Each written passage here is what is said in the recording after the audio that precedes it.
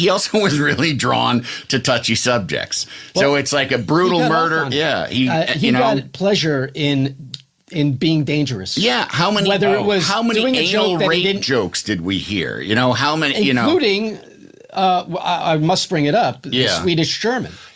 That became Andy Richter, the Swedish German. That became a thing. Yeah, and actually, Conan and I were talking about this yesterday. I had forgotten about this, and of course, you said that you sometimes see it online. And I'm like, okay, well, let's hear about that because you know me, I'm in the nose cone of the rocket. Right. I'm at the top of the pyramid. Right. Your ivory tower. There's a lot of clouds underneath your window. I'm up there counting my gold coins. I can't be concerned with what you're doing down in the moat. No, people. I mean, every weekly, someone will just arbitrarily just call me a Swedish German.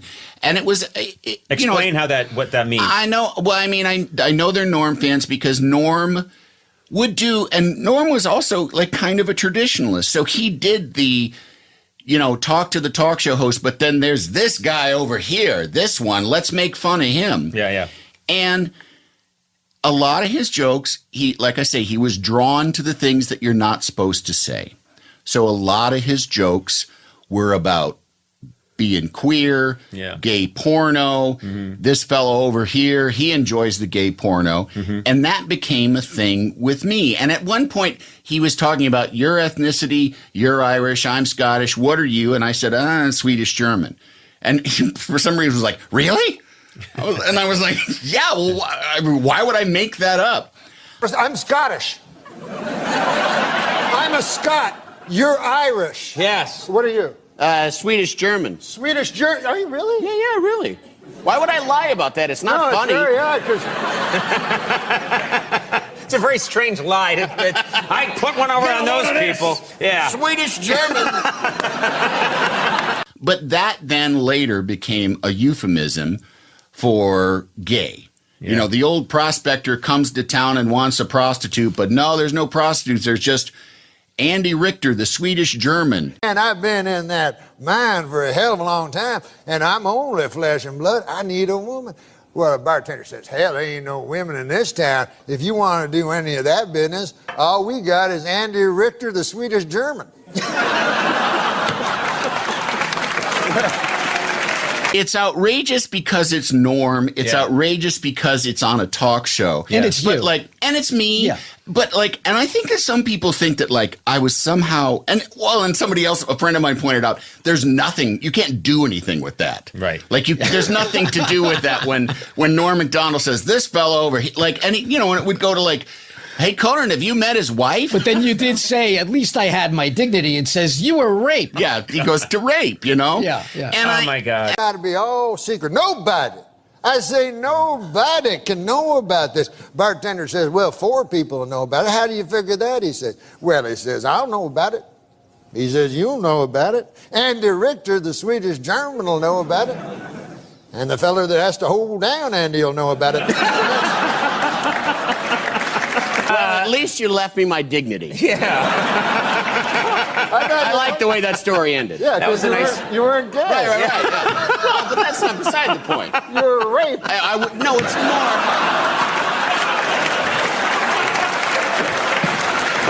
It's more that I wasn't prostituting myself. And I said, but I never was that crazy about that because I would think, I'm sitting there and we're in a studio and we're laughing about it now. And it is the point of that joke is this fella's a queer. Yeah. And it's a very, very old-fashioned retrograde joke that we just don't do anymore. Right. And some jokes that we don't do anymore, we don't do them anymore because they shouldn't be done. Right. And we shouldn't have been doing them in the first place. So I was always thinking about the gay people that work on the Conan O'Brien show. Yeah. How do I look them in the face after being there and hardy-harring about the punchline being that I'm a gay fella? And and we're thinking about the people in my family who are gay. If they're going to watch that, how are they going to think when the real bottom line, what's funny about that is that I was supposedly a homosexual. And that I was, which to me, I always was it's like saying, this fellow over here, he doesn't want anybody to know it, but he's a secret Jew. his kitchen's full of matzahs. You know, it's like you would go like, what are you talking about? You know, what is that? How is that funny? My kitchen's full of matzahs. I know, but you're not a secret. But you know what I mean? It made me uncomfortable, not because I was afraid that people would think I was gay, because if I was gay, everybody would know that I was gay. It made me uncomfortable because there were people out there in the audience whom I love and care about, who would be left thinking like, what's so terrible about me that I am a joke, that I'm a punchline, you know, that how I am and who I am is a punchline to a joke. But that was when you're the kind of comic that Norm is, and you are going after any uncomfortable subject, and you're like, oh, let me get in there and you know, roam around and really get my elbows. Right. You know, it's gonna be ugly sometimes. Yeah, and it's gonna be uncomfortable. Yes.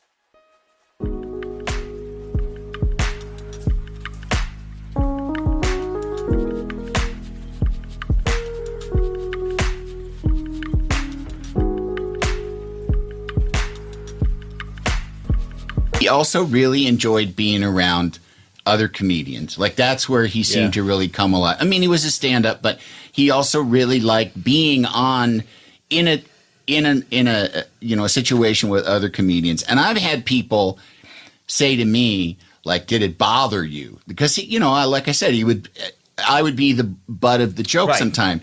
And I would say, like, no, that's him. That's like practically like him showing love to me. Yeah. Like, he would not insult me if he thought that I, you know, was somehow inferior. It's like being insulted by Rickles. Yeah. It's like he's inviting me to play when he's making fun of me.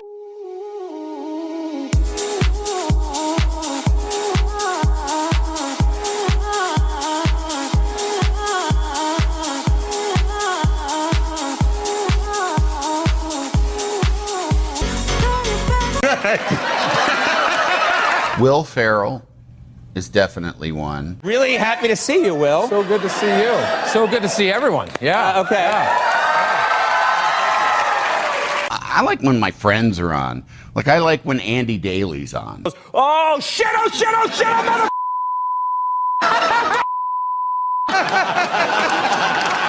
Will Arnett's a lot of fun. You did a lot to promote Teenage Mutant Ninja Turtles, including you retweeted a picture of Miley Cyrus's underwear, wearing her underwear.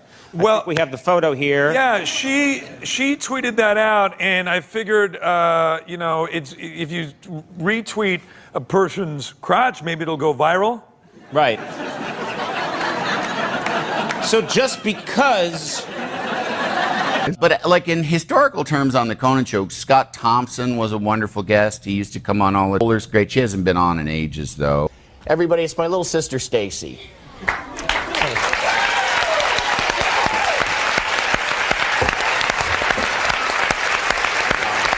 cute. Yeah. Hi there, Stacy. It's really great to see you again. Thanks a lot, Conan. It's awesome to see you again. Wait, what? What was wait? This has been Wait What? Can I tell you a great story about Norm MacDonald? Go ahead. Norm Kenny? I don't know what the story is. Oh, it's the dog story in Vegas.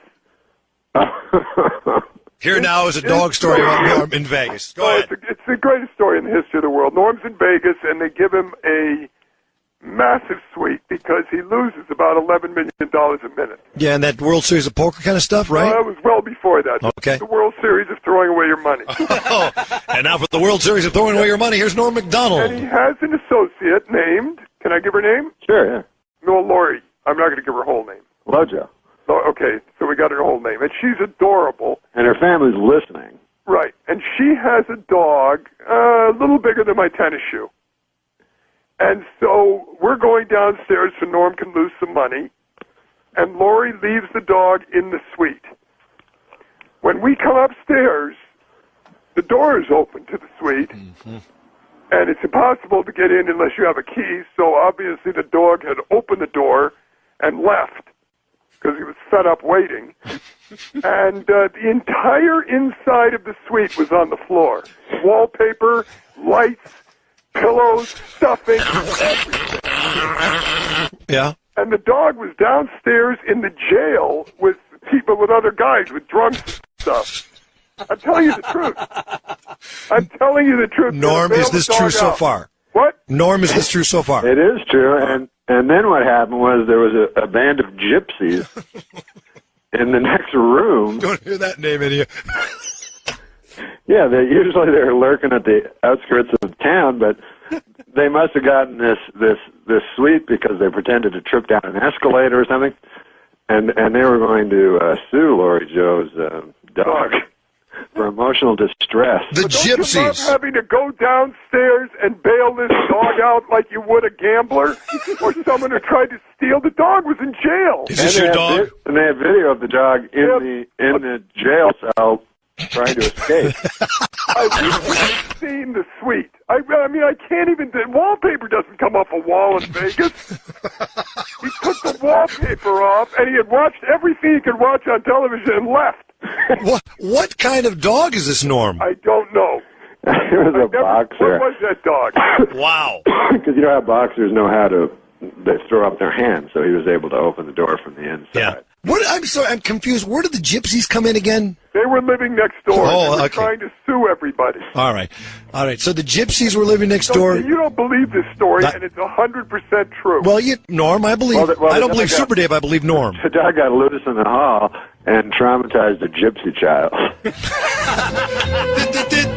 Well, what happened is a gypsy child opened the door, and the dog was walking down the hall with a couch. A gypsy child. Hey, where's my couch going? Who's got my couch? That dog is taking my couch. Oh, my God.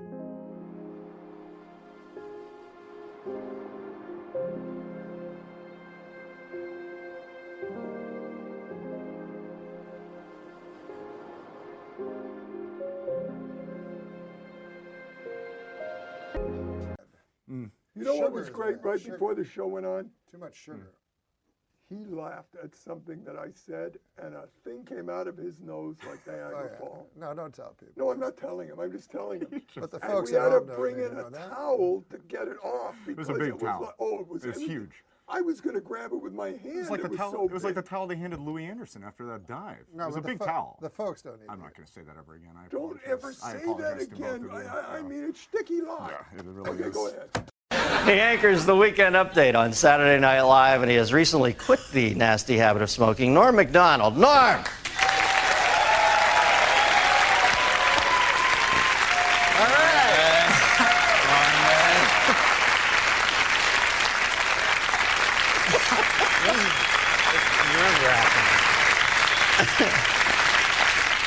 Now, you're a young iconoclast, Norm. You know, the kids, they get you. What? I was going to wear a suit, and I don't think I like this whole D.B. Cooper look for you, man. This is... Now, is he the guy that jumped out of the plane? No.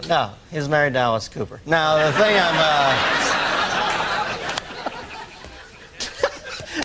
You remember you wrote for my first talk show? Yeah, you gave me my and first I used job. to come in the room, and you and Drake Sather had no lights on. It was like some fucking Anton LaVey Satan cult in there, and you guys used to turn out the sickest jokes ever, and everybody was always smoking. Then I see you on Saturday Night Live during the opening credits, and one of the things I like about you is you're completely unfiltered on that show. You'll say anything, and I saw in the picture you had a cigarette in your mouth. This guy just doesn't give a shit. So I asked you to come on. I find out you pussed out on me and quit smoking. What is that all about? No, because it's bad for you. They have these fucking things on the side. You have to read the fine print where it says it's bad. Now, when did you first start smoking? I started smoking as a kid, like when I was, I think I was like 14, and I thought, I'll look really cool, like if I start smoking, because I didn't get along with anybody. So I started smoking. Wouldn't you know it, I did look cool. All of a sudden, all these broads like me and everything. Not broads, but ladies, girls, women. And, it was hard though, man, because I was guilty about all the time I smoked, because I always thought, You know, I always knew it was bad for me, you know? Like, even though some guys will say that it's good because their uncle lived long or something and he smoked, you know, and they'll go, hey, what about, that old guy, Bert Mustin, what about that guy, you know? And then he just because he lived long, that doesn't mean anything, right? That's just one guy. You can't, just because Bert Mustin lived long, you're all of a sudden... You did your master's thesis on this, didn't you? Now, did people bother you a lot when you're smoking? Were people pissed off when... Yeah, people don't like when you smoke, you know. They're bothered. Like, I gotta admit, though, secondhand smoke is bad. Like, I don't like... When I smoked, I didn't like secondhand smoke. Yeah. You know? I like that first-hand smoke because you get to suck it right out of the cigarette, you know? And the secondhand... Any fucking thing that's already been ingested by someone is not as good, you know? You know what I mean? Like a pork sandwich is delicious, but after a digested pork sandwich, that's fucking shit. You know? You can't fight that logic, Norman. You cannot? Do you think advertising brings kids to smoking? You know, there's a lot of fight with the Joe Camel thing. Do you think they really? Yeah, definitely they got it. Because the thing is this. The advertisers, they got to go after kids because they're not going to get adults. Like, there's not going to be a 50-year-old guy going, hey, I should start smoking. That goddamn Camel. Look at him.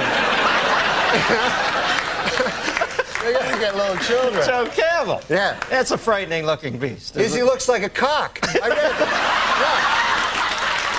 I didn't make this up. And I know you don't mind first-hand cock, but... You don't know that. Don't say that. I know how this stuff happens, man. Because a buddy of mine worked on Saturday Night Live, and he said he was a fag once as a joke. And then he said everybody comes up to him and saying, "Are you a fag?" Gay man? I mean. Show about smoking. They thought you meant the British word for cigarette. All right. Exactly. Can I bum a fag? That's what they say in England. Where else? All right. The thing about Joe Camel looking like a cock, Dennis. Oh, yeah. I lost my train of thought. Thanks for bringing me back. This is what I've noticed. He doesn't even look like a fucking camel. He looks so much like a cock. Because you know how it's usually subliminal? Yeah. Where you have to find the cock, right? This character, you have to find the goddamn camel.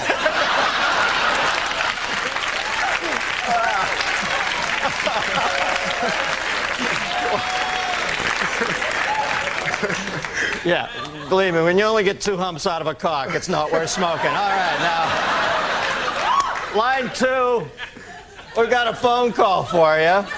Although I can't believe they'd still be on the line after this departure. Line 2, we've got Beverly from Middletown, Ohio. Beverly? Yeah, hi, Dennis. Hi, Norm. Hi, you didn't know my name, I don't think. Yes, I did. I watched Saturday night. Do you like it? Yeah. I liked it when Dennis was on it. Yeah, I did too. I watch Dennis every Friday. Get out of here. You're great at that, man. You're great at this. You know why? Because you don't give a shit about Dennis. You know what I mean? It's like the best thing you can do. Whenever I'd go on, they'd go, what's it like following Chevy? And I like Chevy. He makes me laugh. What the fuck do I think about Chevy? I'm trying to make a living here. Right, you know what I mean? Right. And when I see you, I know you're thinking the same thing. Like, screw Dennis. I'm killing. Okay. Anyway, go ahead. What's your question? Okay, since nicotine is such an addictive drug, do you think someday you'll have to have a prescription to buy a pack of cigarettes? Well, you know, they always bring up the Constitution and talk about how we should still have the right to a militia and all that. But let's face facts, this country was built on tobacco growers. So, you know, if you're going to start changing... If you're not going to change one thing because it comes from way back then, you can't change this either. There are farmers out there who make a living. Tobacco is one of the crops that got this country going. So, no, I don't think they'll ever make it illegal. Yeah, no, they shouldn't make it illegal. I know. I think Norm's backing me up on that. What motivated you to quit? Well, I guess I read this thing about how it was like a phallic symbol, and that my doctor went in. He said, you probably have an oral fixation, which you know what that means. Let's not kid ourselves, right? So that's why I always smoke like cigarettes instead of cigars, because if I'm gonna have I like a little white thin cock, you know? Are we back to cocks again? I go away to Ohio, Middletown, the center of the universe, to take a nice clean call, and then I space out. I'm thinking, I can't listen to Norm for a second. I gotta get a time cue here. I come back and you're talking about having a thin white cock in your... I don't have a thin white cock. In my cock, you mean? No. In my mouth. No, you misunderstand. Oh, what I'm okay. saying is this. I'm just saying don't make the mistake of thinking I fucking listen to you. I just want to make it clear about that cock thing. I was just saying, if I ever was gay, if they like suddenly made it mandatory or something, then I would choose the smallest cock, and I would like a guy that came fast. I don't know. I thought the subject was cock. No, cocks is next week. I'm sorry. Does that answer your question? Yes, it does. Norm MacDonald, ladies and gentlemen. No, I was just thinking, because they have that Viagra thing out. Yeah. And the other day, Bob Dole came right out and said he was one of the first. Yeah. And you don't want to hear about Bob Dole's cock,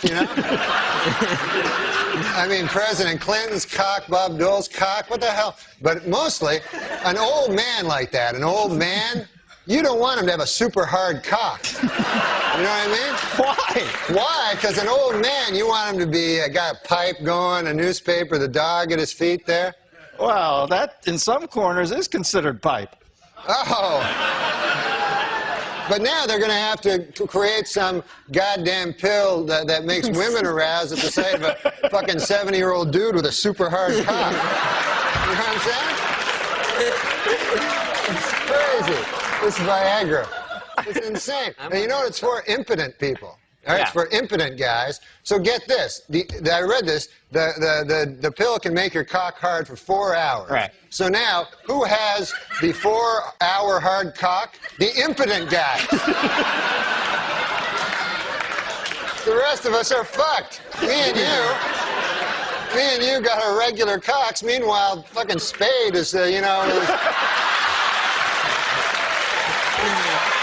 Prefer to Spade. Oh, man. I didn't see it. I didn't see it coming. Dude, I know you didn't. He brought it all around and then a vicious rip kick into his best friend's gut. Once there's too much cock talk, I try to just zone out for a minute till it goes back the other way. If there's too much cock talk, this guy has fevered nightmares all night. Dreams, I mean, like sweaty, fevered dreams from the cock talk that's been all over his head. Why bury me twice? He's killing me. No, he's a good man. That erased it. All right. No, he's a good man. Who cares? After all that, that's the whiteout he puts on. Yeah, I know, it's awful. After he talks about you doing chin-ups on cock for 18 minutes. No, he's a good guy. If you're gay, he's a completely straight guy. He gets a lot of ladies. You know that about him with the ladies. Don't say ladies. Women, girls. Okay, thank you. Ladies, what are we, fucking on an FM station here? He's Don Cornelius. But these gay guys, man, I was reading, about these gay guys. I haven't even said hi yet. All right. Tell me what it is with these gay guys. I know, I'm already. I just read this thing about the George You're reading Michael. a lot, aren't you? Yeah, I got a little time off. Now I read the newspaper.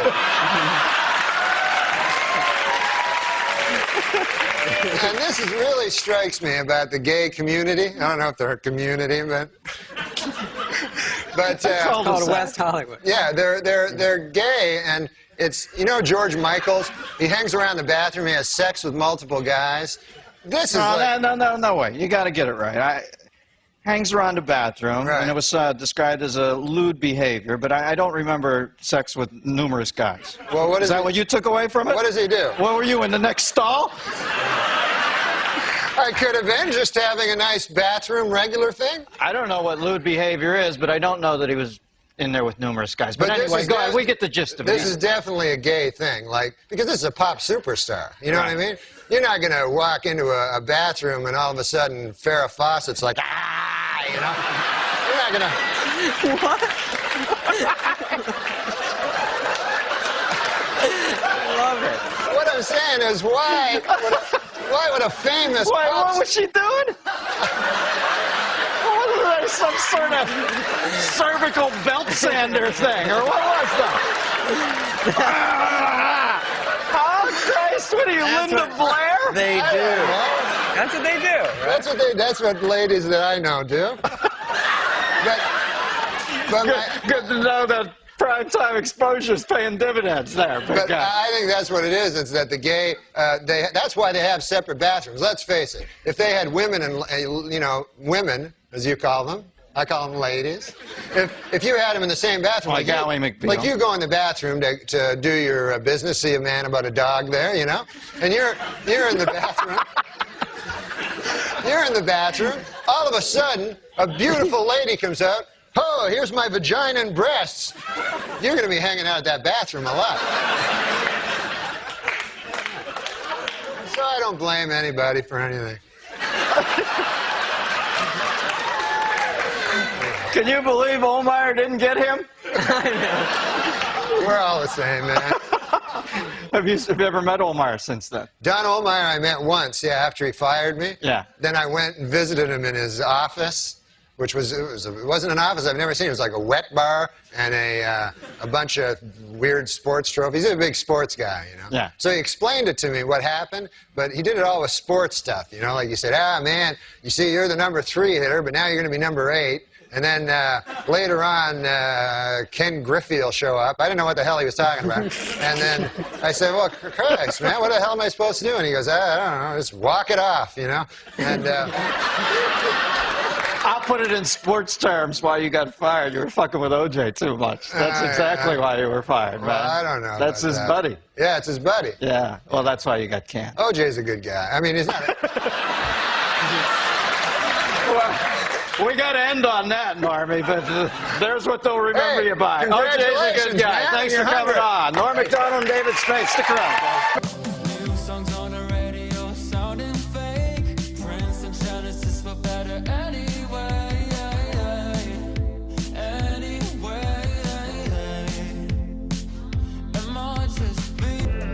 Luckily, we have the good taste to bring tonight's guest back. Every season, he is as uncensored a wit as they come.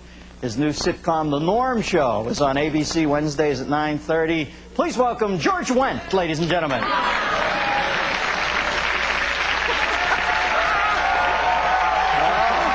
thought they were getting... Georgie Wendt!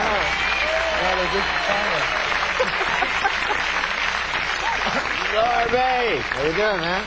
How are you? I'm all right. How's it going? Year in, year out, my favorite guest. All right, you're a good man. Because you have no inner barometer of how far to go. Well, no, because it's HBO. I like to be dirty, you know, and it's fun. You know what you are? You're like a profane child. That's how I think of you, because you always say, I like to be dirty. Then you go up on this Pynchon-esque cock rant for like 3 minutes. Yeah, cocks are ugly, and Joe Campbell's a cock, and you're always shuffling your feet. What are you nervous about? You're a star, for Christ's sake. How's that sitcom world? Is that hell, or do you like that over there? It's not a lot of fun, but, you know, it's good to do. No, it's not on Olmeyer's. Has Olmeyer sent you a congratulatory telegram, or what word am I looking for there? Olmeyer, I haven't heard any missive, I think. Who's the Olmeyer at your network? This lady, Jamie Tarsis. She think you're funny? Yeah. Olmeyer's not even there anymore, isn't it? Isn't the one of his last official duties to whack you? Yeah. He took off, and they got this other guy, I think it's maybe Sammy Sosa. I don't know. Scott Sassa. Scott Sassa.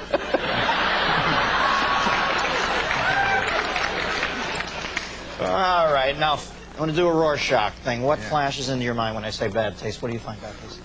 Well, there was this performance art guy, I remember in New York, that his whole big thing was he'd take a picture of our Lord and Savior Jesus Christ of Nazareth, and then...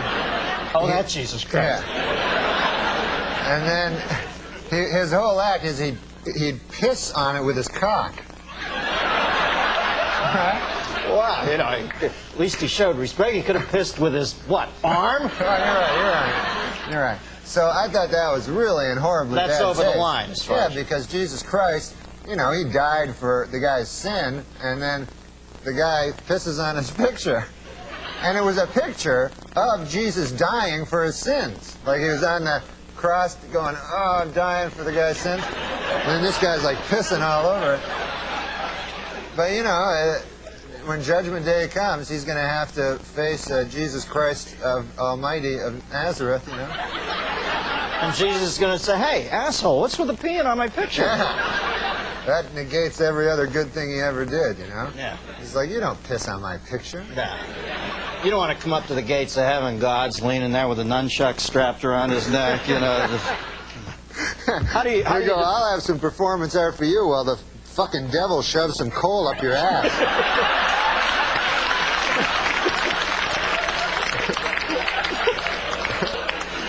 As I said before, the childlike outro.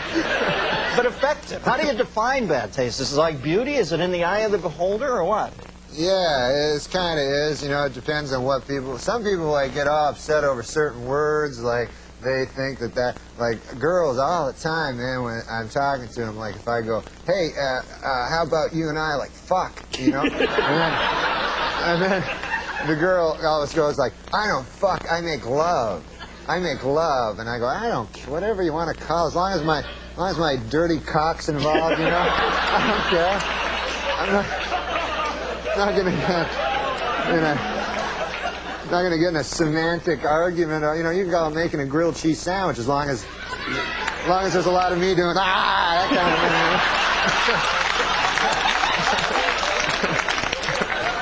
thing. Now, what's the earliest into a hitting on a woman that you've ever said, I want to fuck you? Like you give it a couple minutes, right? I try to get into it pretty quick. You know? Throw that trump card down. No, if you're in the game. I don't, because I don't like, I don't ever ask them to, would you like to have dinner? I don't really like having dinner with them. Or having a drink with them or anything like that. No. You know, so that's your sort of exchange with women is... Yeah, I say, hey, how about you and me fuck? And then they go, no. And then they go, how about we have dinner? And I go, I don't like dinner, you don't like fucking.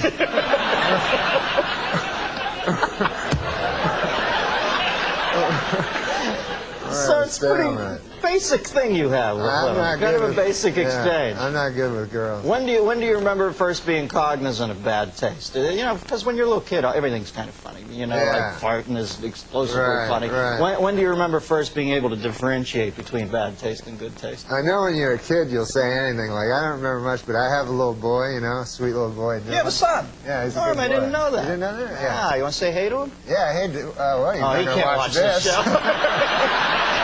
That's what I always say. You can't watch Daddy. Right. So little Dylan and I went to El Pollo Loco. Yeah. His original name was Zimmerman, though, right? Yeah.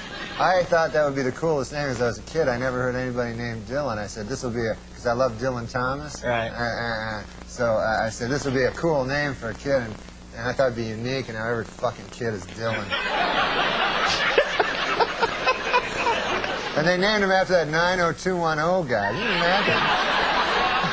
That's what I read in not a book, but a periodical.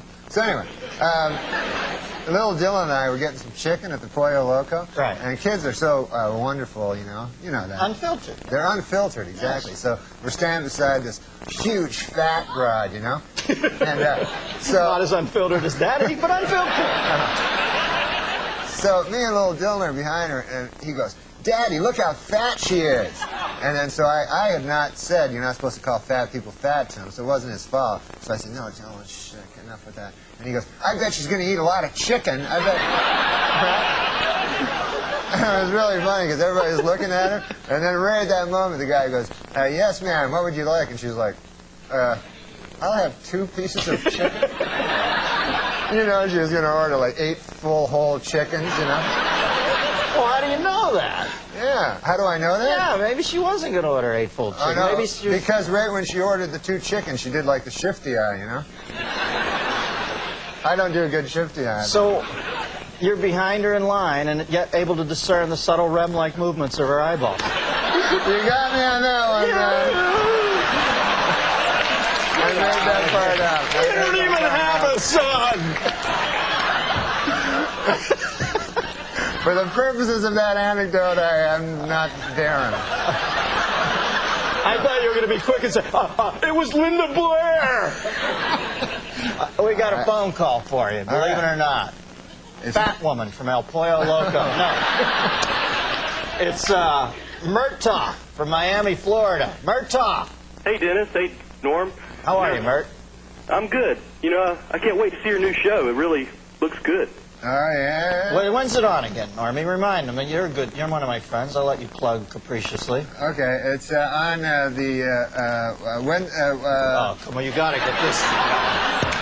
Huh? When is it on? Are you in it? Yes.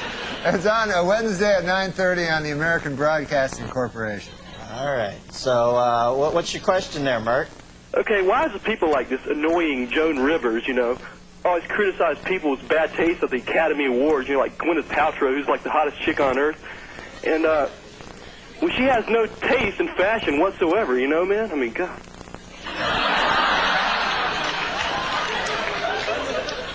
I don't. You know what? I feel awkward here because I met Joan Rivers once and she was so nice to me and so funny. But I agree with him to some extent when she gets like lays into Kathy Bates or saying, you know, Kathy Bates never did anything wrong by her. And I just think there's that slight tinge of desperation in Joan sometimes nowadays, you know, that she'll say anything and that kind of. Yeah. I don't know. Sometimes that makes me uncomfortable. But, you know, she's a good dame and she does a great show there. I hate slamming other celebrities. Yeah. You know what I mean? Remember when Spade did that, how he lived his life in fear? To Eddie? Well, to Eddie, you know, to Eddie specifically, people, right? but Spade used to do that Hollywood moment. Spade, he's a great guy, one of our best friends, but he was always scared shitless because he made his whole thing out there just trashing people, and they would get pissed and call him, and he was always like living in fear. He never goes to Hollywood parties because he's afraid somebody's going to kick his little Sputnik ass. Right, because everybody he insults is like 2.5 feet taller than him. Now, Norm, have you ever done anything in your long and storied career that you consider specifically to be in bad taste as you look back on it? Maybe at the time you thought it was a good play, but you look back on it and you think that was in bad taste. Well, sometimes, like in stand-up, I'll do jokes that are like one time I was doing this thing in San Francisco, and they were all gay people in the audience. They told me, so I figured I'd in San Francisco. Yeah. No.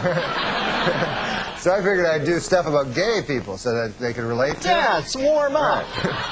They love that. And so I was talking about, because I went to this gay pride parade, and I saw in it there were these old men and old ladies like with these signs that said, "We are proud of our gay son," you know? And so I was saying, that's an odd thing to be proud of, you know, because it's not an achievement, you know? It's not like something you work all your life to be gay or anything like that.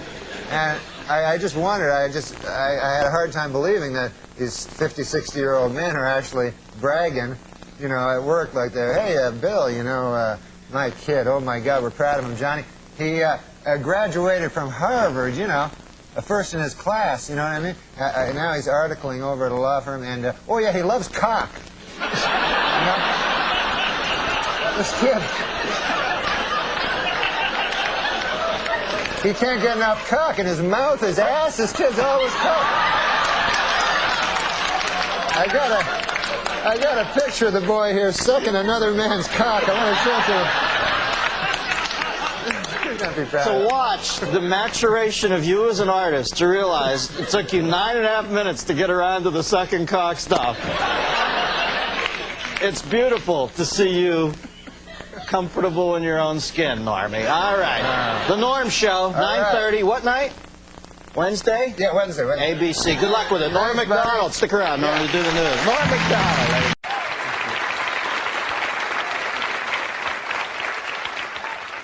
Now, Norman, you're an inventive guy. Which of the current batch of inventions has tickled your fancy? What do you like? Henry Ford just invented the assembly line there, Right. you know? Yeah, and that was good because he wanted, you know, not just rich people, but anyone to drive over and see his cock. Is there any other one that's caught your fancy? There was Alexander Graham Bell. Yeah. You know, he invented the telephone. Right. So he could call people up, tell them to come on over and see his cock, you know, because he was tired of yelling it out the window. So, Hey, theme development. check out my cock.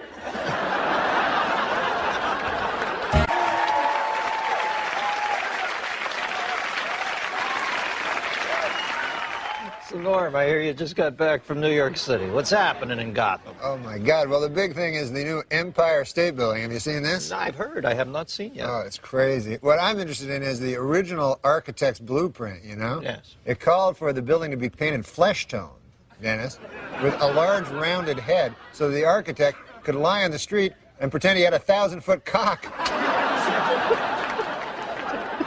Frank Lloyd Wright, more like Frank Lloyd Cock.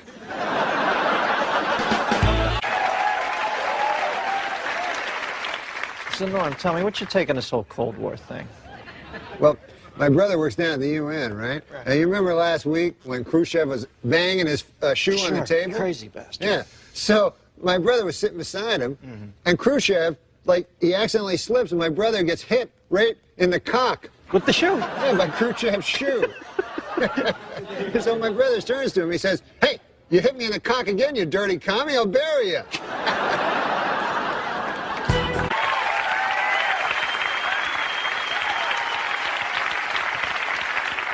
So what's been happening, man? Oh, man, I dropped acid the other week. That is bizarre stuff. Really? Yeah, my cock started singing to me. Kind of like Joe Cocker. Stood for something other than just being Mexico's bitch. I say if President Clinton 296 doesn't snap us out of this downward spiral we're in, we dump his gay ass. Next election process, we clone Jesse Ventura again, bring him back. Hey, Norm. Hey, you know what I think they should put on the dark side of the moon? What? Vast fields of bioengineered hydroponically grown cock. Yeah, you know, like a backup supply just in case our earthbound supply of cock might run out one day. No cock tucked away for a cocky day. Exactly. Look at my head, man. It looks like a cock. It does. Cock. Cock. Cock. That's just my opinion. I could be wrong.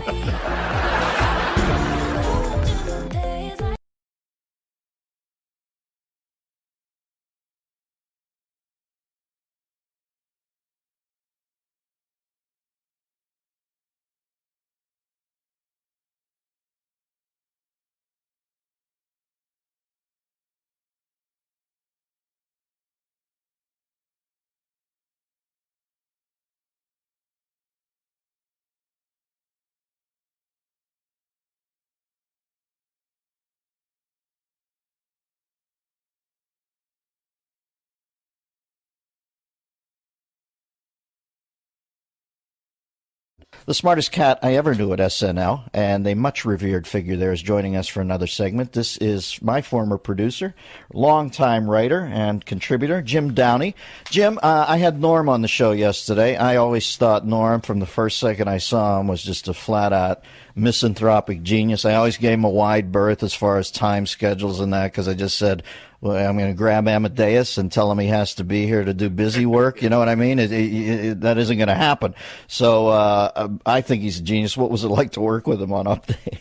Well, he is a genius and the most fearless performer. He likes people to laugh at his stuff. He enjoys that, but it's sort of one of like, half a dozen important aspects of what he does. Mm-hmm. So that if he really loves a joke or a bit, he will happily go out there and do it, whatever the response is. And there was if you want to hear a story, I love me a Norm story. One time we were in the office doing Update stuff, and there'd been a news item about there was going to be a newspaper for the homeless you know, and so we were thinking about doing some of that. So we started improvising. It was more of a scene, it's not something we could do on the segment, but it was like a tough kind of Perry White kind of editor going like, you, Miller, I want 500 words on going to the bathroom in your pants. You, Immel, give me something, give me a human interest thing on urine stain matter. You know, that kind of thing. Yeah. And like a lot of like photos, maybe some, you know, a little human side, you know, what are, you know, pets, that kind of thing. And so nothing came of it, and I sort of forgot we had the conversation. And then the first meeting we have after the summer, Norm comes in and goes, hey, Downey, remember that, you know, that thing we were talking about there with the, remember that thing with the newspaper for the homeless, you know, that thing, the homeless newspaper? And I go, yeah. He goes, yeah, well, you know, I was out in L.A. and I was asked to do this benefit, you know, for the coalition to feed the homeless, you know. And, you know, and I'm going, no. And he goes, yeah, you know, I did that bit, you know. They hated it. Hated it. All right, you tell me now. That's the Andy Kaufman part of the joke, or is he actually surprised that they hated it? That's what I can't quite figure with Lord. I know. Jimmy calls in here periodically and says that he has bought a puppet and he wants to work material out on the show. And I'll say, well, tell me about the puppet. And it's an old man puppet who's a Holocaust denier. And it's obviously just Norm sitting at home talking as Norm. He makes no pretension to a puppet voice. I know. And I think he's Andy. I don't know. I view a lot of Andy Kaufman in there. It's just he also would like to, one of the things that he would really enjoy just getting into a character, and then you could not get him out of it. Like he liked doing old man stuff, yes, like being an old geezer and complaining about aches and pains and stuff like that. And then you go, okay, Norm, now seriously, now we actually have to talk about it. You know, he'd start doing stuff about rheumatism and you know, things like that, and you just had to plead with him to just stop. But he was on his own kind of, you know, set of rhythms. The speed with which he would take his sport coat off at the end of his Letterman impression always I would watch the thing just to watch, because Letterman's so ill at ease with show business, always makes this conscious show of getting rid of the sport coat at the end of the show. And when Norm picked up on that and did that as impression, God, I fell out. You know who I learned a little bit about that was Norm. And of course, Norm's a little crazy, but Norm, you know, a big host would come and we'd all get all hopped up, like, okay, Rosie's gonna bring in big ratings. Let's get our AP. Where's my goat? I'm gonna throw out a goat. And Norm would sit there in the pitch meeting. We'd all be dead serious. You know, Will would throw out, I'm going to do a cheerleader. Right. This one and that. And Norm would be like, yeah, I got a sketch where, you know, you're going in your pants, you know? And you're just walking around, and you're like, yeah, I'm the guy with the in my pants, you know? I hate this guy. And you look at him like he was nuts, but he knew what he was doing. Norm knew exactly. Listen, one of the single funniest things I've ever seen in my life is when he did Letterman, how quickly he would throw the sport coat off at the end of the sketch. Nothing made me laugh harder than Norm doing Letterman. And I said to him, what's with the sport? You know how Letterman, how ill at ease he is with show business. Yeah. Norm said, that's all I had at the beginning. The essence of it was his discomfort. I said, this guy's a freaking genius. He is a genius. He would warm up the crowd. Now, when I would warm up the crowd, I would warm it up like I was playing the garden, and I wanted to teach everyone a lesson. If I'm cut from tonight, I want you to know I should have been on. That I was a badass. Yeah, I'd warm up the crowd, kill. Norm would go up behind me, and he'd go, hey, you know, Jim Brewer and these guys, he's got all these great impressions, you know. So I said, well, I better learn some impressions. So, are you guys all ready? This is my newest impression of these. Got a lot of. Because here's Ed Sullivan. And I'm like, he's really going to do Ed Sullivan? Like, why would you? He goes, Ed Sullivan introducing the Beatles. And he goes, ladies and gentlemen, it's the Beatles. Well, I got to work on that one a little bit. I'll see you during the show. He's got a little Andy Kaufman in him, Norm. He likes to frustrate, titillate a little, but then periodically he'll say something like, I feel sorry for the homeless guy's dog, because the dog's thinking, this is the longest walk I've ever been on. Norm's hosting a sports show now, Jimbo, on Comedy Central. Oh, that's dangerous. You and I both know that can be very. Yeah, but that is a panel I volunteer for, because I want to be in the blast side of that when that goes off, because that is going to be a hoot. Hey, now listen, did I hear some rumble that Brother Sandler sent out Maseratis to the cast of Grown Ups? Did you reap the benefit? First of all, let me just say one thing. Nothing's better than Nancy Pelosi Augustus reference. Pelosius Augustus. I'm still swooning over that one. Yeah, Sandler gave Maseratis to Spade, Schneider, Kevin James, Chris Rock, all of whom need one, by the way. Very bad. But Exactly. What'd you get? no bitterness, but me and Norm MacDonald, yeah, we're splitting a zip car. And you split a zip car with Norm. It's like having one of those, those Christmas trees the drivers have that smells like North Slope Sensimilla. Yeah, this car, I don't know, they must have been smoking pot in here or something. Norm cancels on us once every 2 weeks, and I almost enjoy it more than him showing up at this point, because he always wants me to talk to some ventriloquist puppet that he says is on the phone. A Holocaust tonight. What has happened to Norman? And then when he sees you, he's going to go, how come you never have me on your show? Nope. We tried to get you on. What? Nobody funnier, though. I mean, you got to give it to him. Nobody funnier. That guy, if I'm in a room with him for 10 minutes, they got to put the paddles on me, because I fly. Earlier today, the biggest auction ever of Beatles memorabilia took place in Tokyo. Among the one-of-a-kind items on the block were Paul McCartney's birth certificate, a white Mercedes-Benz owned by John Lennon, and rarest of all, a photo of George Harrison not looking haggard. Have you ever seen one when you think about it? In a recent interview, Paul McCartney confessed that Bob Dylan turned the Beatles on to marijuana. In return, George Harrison turned Dylan on to looking old and haggard.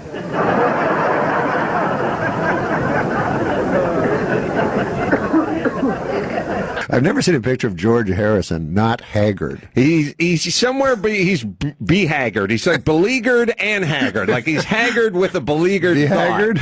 Yeah.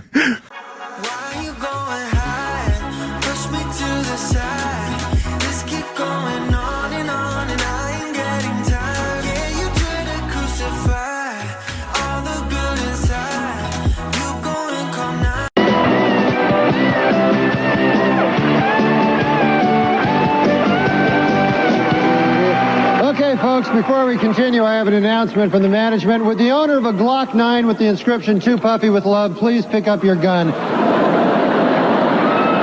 It's at the hospitality suite.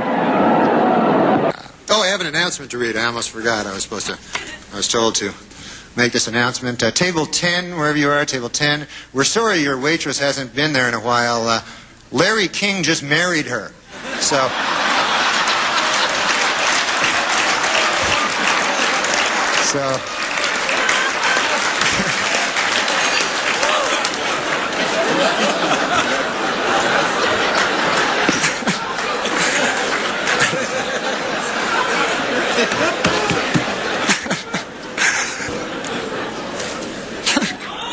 What's that?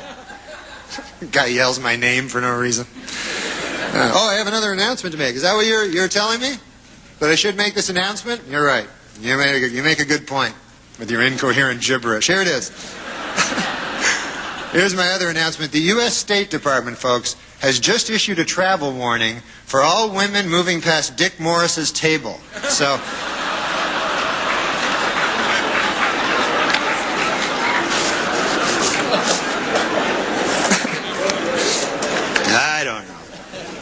I don't know. Well, that's about it for me.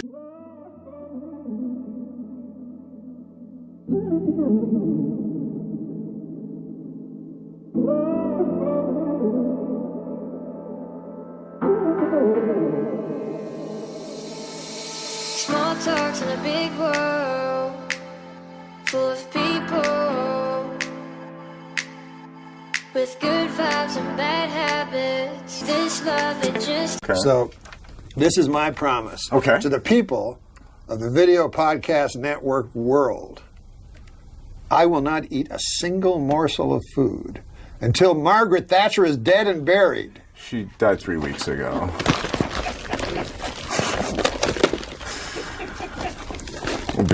We'll be right back with Larry King. This week is Taxi Cab Appreciation Week, so to all you taxi cab drivers out there, I'd appreciate it if you'd take a shower once in a while. How'd that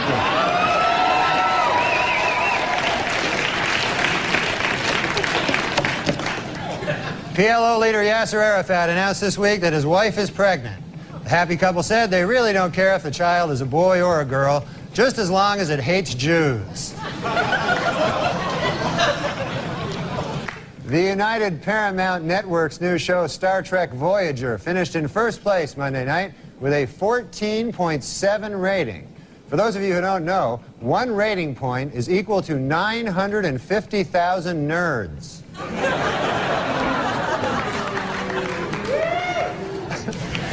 Well, there's good news this week from strife-torn Ireland, where a historic peace agreement has just been signed. Gee, I wonder if anyone will celebrate by drinking. Angry over the Atlanta Braves and Cleveland Indians' use of Indian caricatures as logos, Native Americans showed up at the World Series tonight. They chanted for hours to protest Indian stereotypes, though it didn't help their cause any when it started to rain.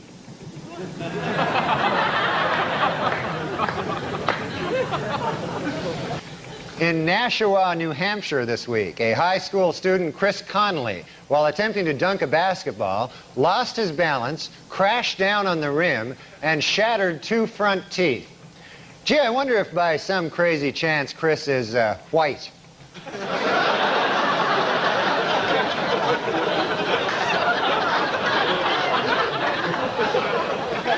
Well, if I can be allowed a personal opinion, you know, I think Harrison Ford's new mustache works. And by works, I mean looks really gay.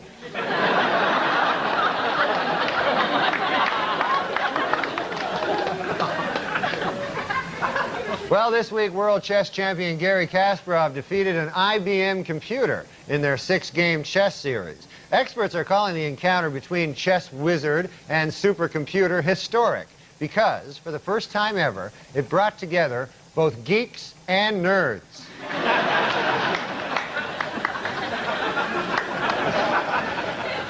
In honor of this year's Academy Awards, Carnival Airlines is offering anyone named Oscar a free flight to or from Los Angeles. The airline had tried a similar promotion in the past for the Tony Awards, but according to airline spokesmen, they found that their planes were packed with too many, quote, greasy Italians.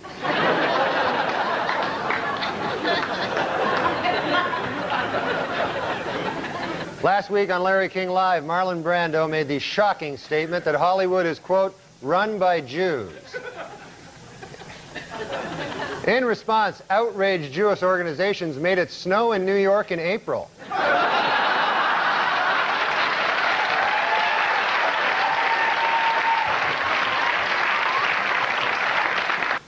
In overseas news, an attempt to lift the ban on gays serving in the British Armed Forces has been defeated in Parliament. This raises a difficult legal question. How do you exactly tell if a British guy is gay?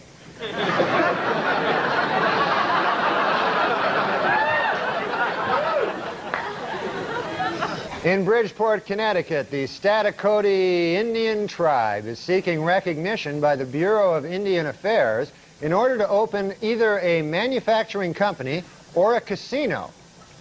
I wonder which one they'll choose. Manufacturing company or the casino. Potential jurors for the O.J. Simpson case were asked to fill out a 75-page jury questionnaire this week. In the entire state of California, only one person got a perfect score. Xiao Ming Wu, who after the trial plans to attend Caltech. In Michigan, State Historical Commission officials say they will not interfere with the building of a new major sports stadium, even if construction unearths historical artifacts. However, state Indian Affairs officials say that if relics from a Native American tribe are found, they would like to have the land set aside and designated as a sacred tribal burial ground / giant casino.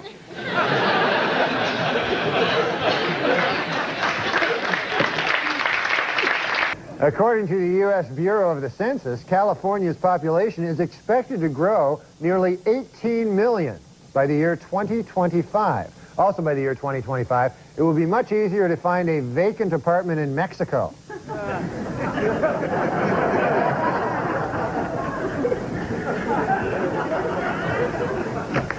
According to a new survey by the Women's Vote Project, women would be more likely to vote if they could send in ballots by mail or if polls were open longer. Also, more women would vote if you were permitted to bake your vote.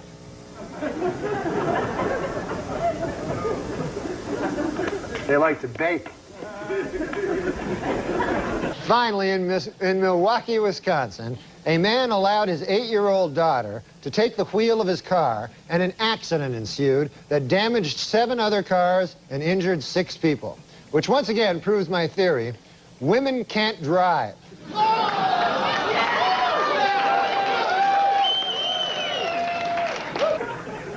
4 Wisconsin men have been charged with felony hate crimes after burning a man's buggy simply because he was Amish. If convicted, the men face up to 25 years in prison. But furious Amish leaders say that is not enough. They want the dunking wheel.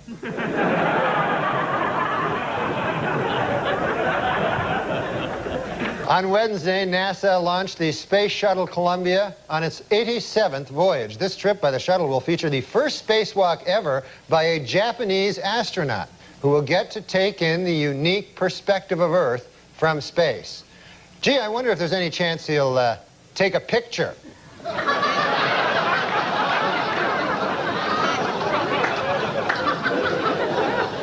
This week, computer hackers broke into Yahoo, the internet's most popular website, and vowed to unleash a crippling computer virus if a fellow hacker is not released from prison.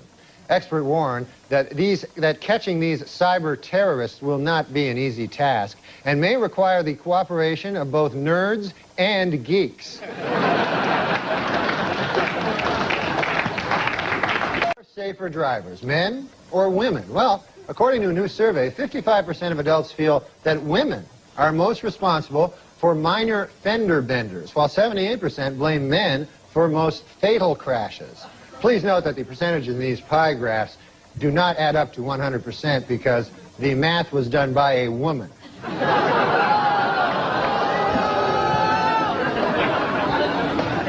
For those of you hissing at that joke, it should be noted that that joke was written by a woman. So now you don't know what the hell to do. No, I'm just kidding. We don't hire women. I'm thankful for women. Oh, there you go. The greatest creatures on earth. That's all right. We'll get behind that one. I think women are more intelligent than men. Also, Conan, without women, there would be no cookies. How many Polish guys does it take to screw in a light bulb? The question cannot be answered because Polish people are so fucking stupid that no matter how many of them are available, none of them would ever be able to complete that simple task.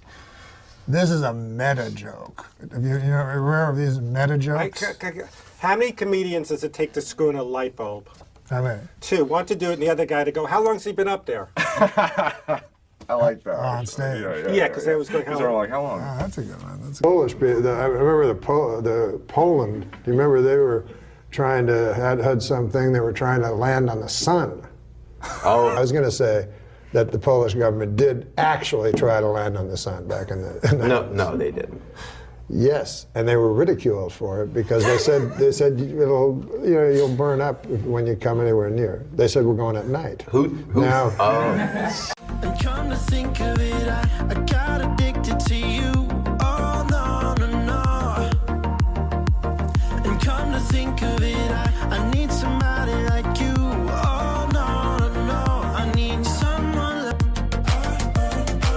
attitude. You have to say this with attitude. So you have to read ahead and use your acting skills. I liked you in She Devil. Thank you.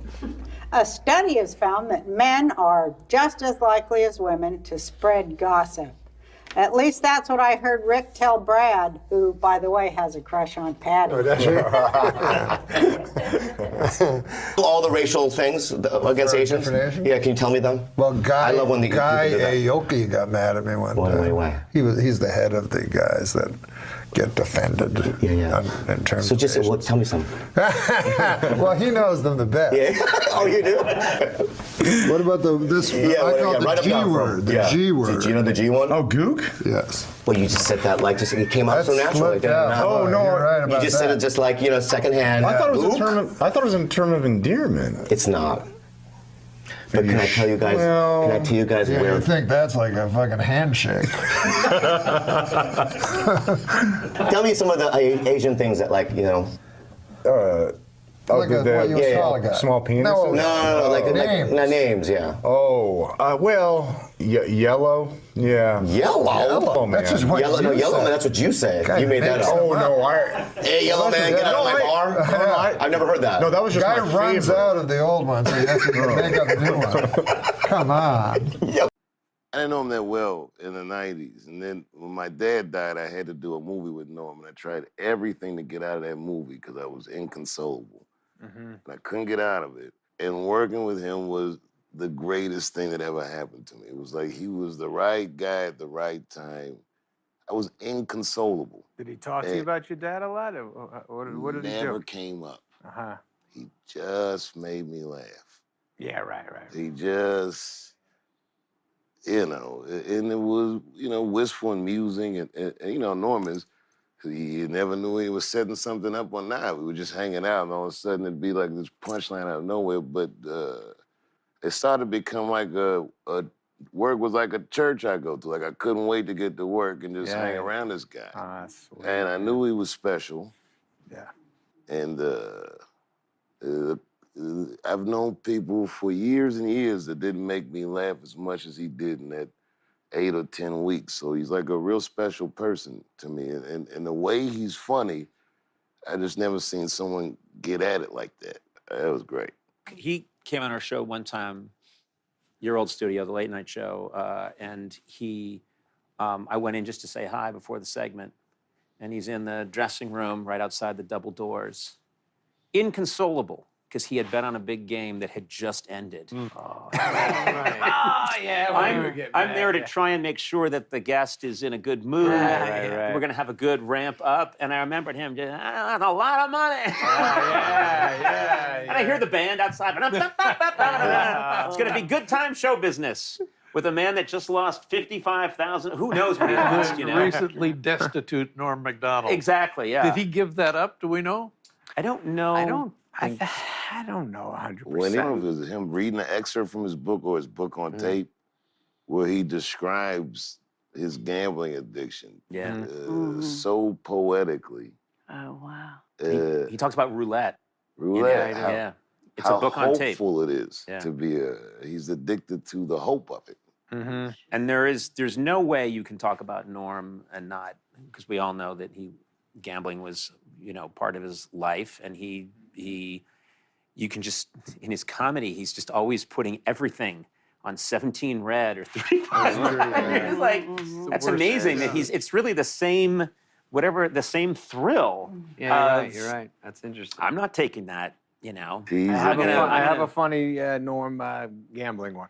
So, and everything is true. So, because some of it doesn't make sense, but we lived in the same building.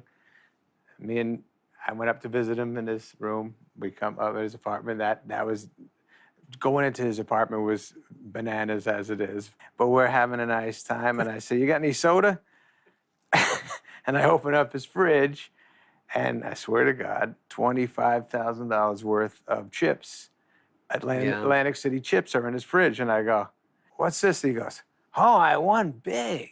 I won big on Friday." And I said, well, why did you cash it in, buddy? He goes, well, I brought it here so I could talk to Bernie Brillstein, to see how I don't have to pay taxes on it.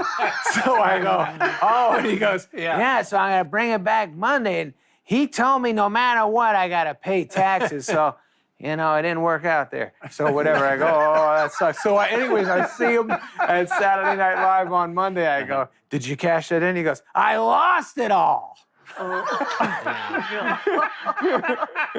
We go down the elevators, and they have limos for us for the SNL to go to the after party. So we get in them, and then Max, the guy, goes, oh, yeah, Norm sometimes takes us to Atlantic City. So he just skips the party. They go right there. And on Monday, he comes back. He said the same thing. He goes, he keeps chips in his refrigerator because no one looks in the fridge if they're robbing him. Oh, that was another. Oh, that's ingenious. Better than the Bernie. That's what I'm doing. Yeah.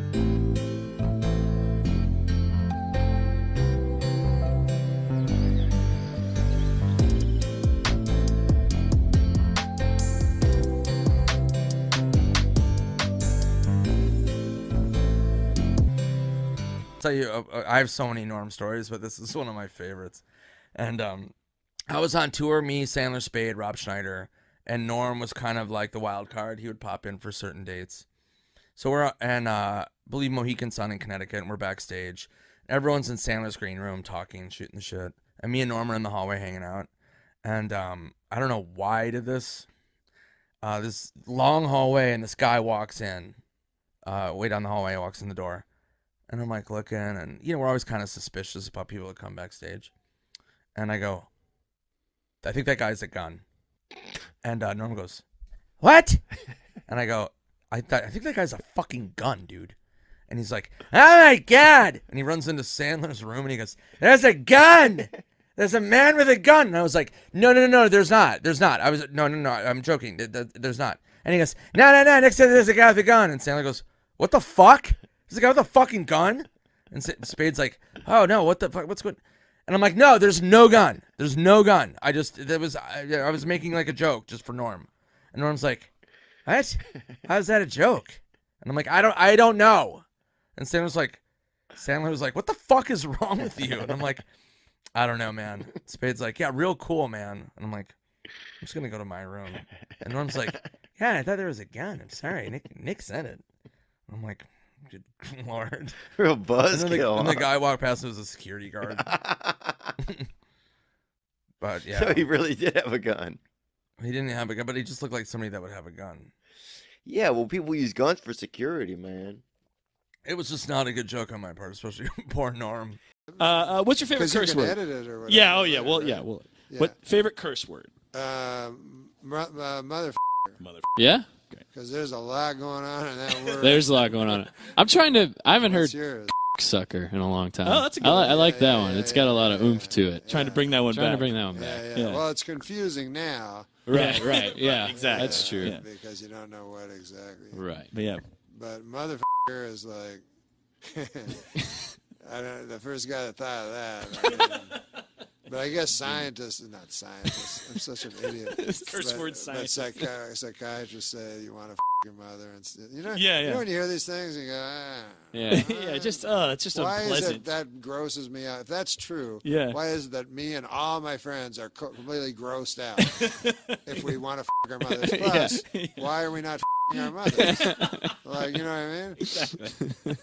Oh my God. Next one. Well, those are the motherfuckers that fucking introduced crack into my neighborhood last month. You have a crack problem? Well, now I do, because those fuckers introduced crack into the neighborhood. You didn't read the book? No, but I heard it. Yeah, you heard it from me, because I read it. God damn. That was a word you kept motherfucker. using, right? I mean, no offense to him, but he's a good guy. He's a good guy. I fucking people, you gotta listen to Lenny Bruce. So I get an album, I can't sit through the motherfucker. I don't know what the fuck he's talking about. Garfield the cat. The motherfucker doesn't think I know about every fucking episode of Garfield. Okay. Talking earlier to you in the hall, and I said, I remember the first time you fucked up. He begins his little press conference by apologizing for Get Smart. And I said, I like this motherfucker. She didn't know who he was. But, you fucked it up. up! God damn it all, motherfucker! See, you don't even have your own stories. You take other people's stories and fuck them up. I'm fucking with you, buddy. I got you, you motherfucker. No, I think you'd be very awesome at that, and because I miss that one-on-one that Bob Costas.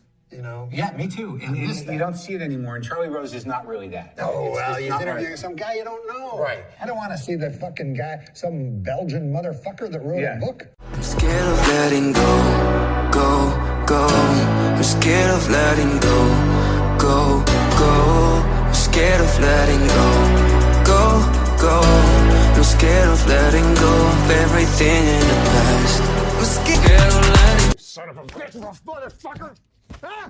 You sleep with my fucking wife? You're my best fucking friend, Adam. God damn you, motherfucker! I'm not a skilled interviewer. Let's fucking face it. I'm not a skilled. What? You've done podcasts before, though. I have. I've never done. I haven't done a lot of video ones. Have you done what the fuck? I did Treat Williams's. I'm just kidding. Just trying to think of somebody random that video podcast. You win that. No one more random than that. He would be great. Treat would be a treat. Now we're going. This is the section where we do jokes. Yeah.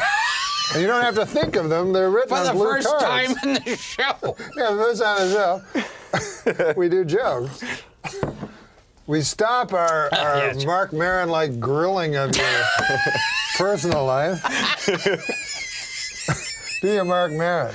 I don't have a Mark Maron. Mark Maron gets it a lot, like anything you say. Yes. I get it. Yeah. Were you jealous of him? People constantly tell me, or I hear this, funniest man that ever lived. Is that Mel Brooks. Do you believe that? Sure. I mean, I think he's of an era. You know what I mean? I think he's still. I think the amazing thing about him, if you are, well, you're not wired that way. If you're a Jew and your wiring is Jewish, Mel Brooks is going to tap right into that. Gotcha. Like, Gotcha. I understand. I find that when I used to do stock lines. And then I was always sad because it would do better than the rest of my act. People just love it because the But that's why it's a stock line. Yeah, because the timing's built in. Oh, there was a dude. I don't know if I want to mention his name. Yeah, what is it? The doorman at the store. There's a lot of stories there. This guy told me 2 of them were sucking each other off in the fucking parking lot. Is that true? I mean, yeah, it's true. Really? Yeah, The door? That was different when I was there. I wasn't surprised at all. Because they were those kind of guys? Yeah, they drink a lot and they're wild. I like those kind of guys. You talking about gay people? Yeah. I was. What? I mean, who else is going to be sucking each other? I know. Why do you call them those kind of guys? Why don't you just say, are they gay? Are they gay? Why? You sound like a guy from Mad Men or something. No, I'm not. Those kind of fellers? No, that was not the tone I had.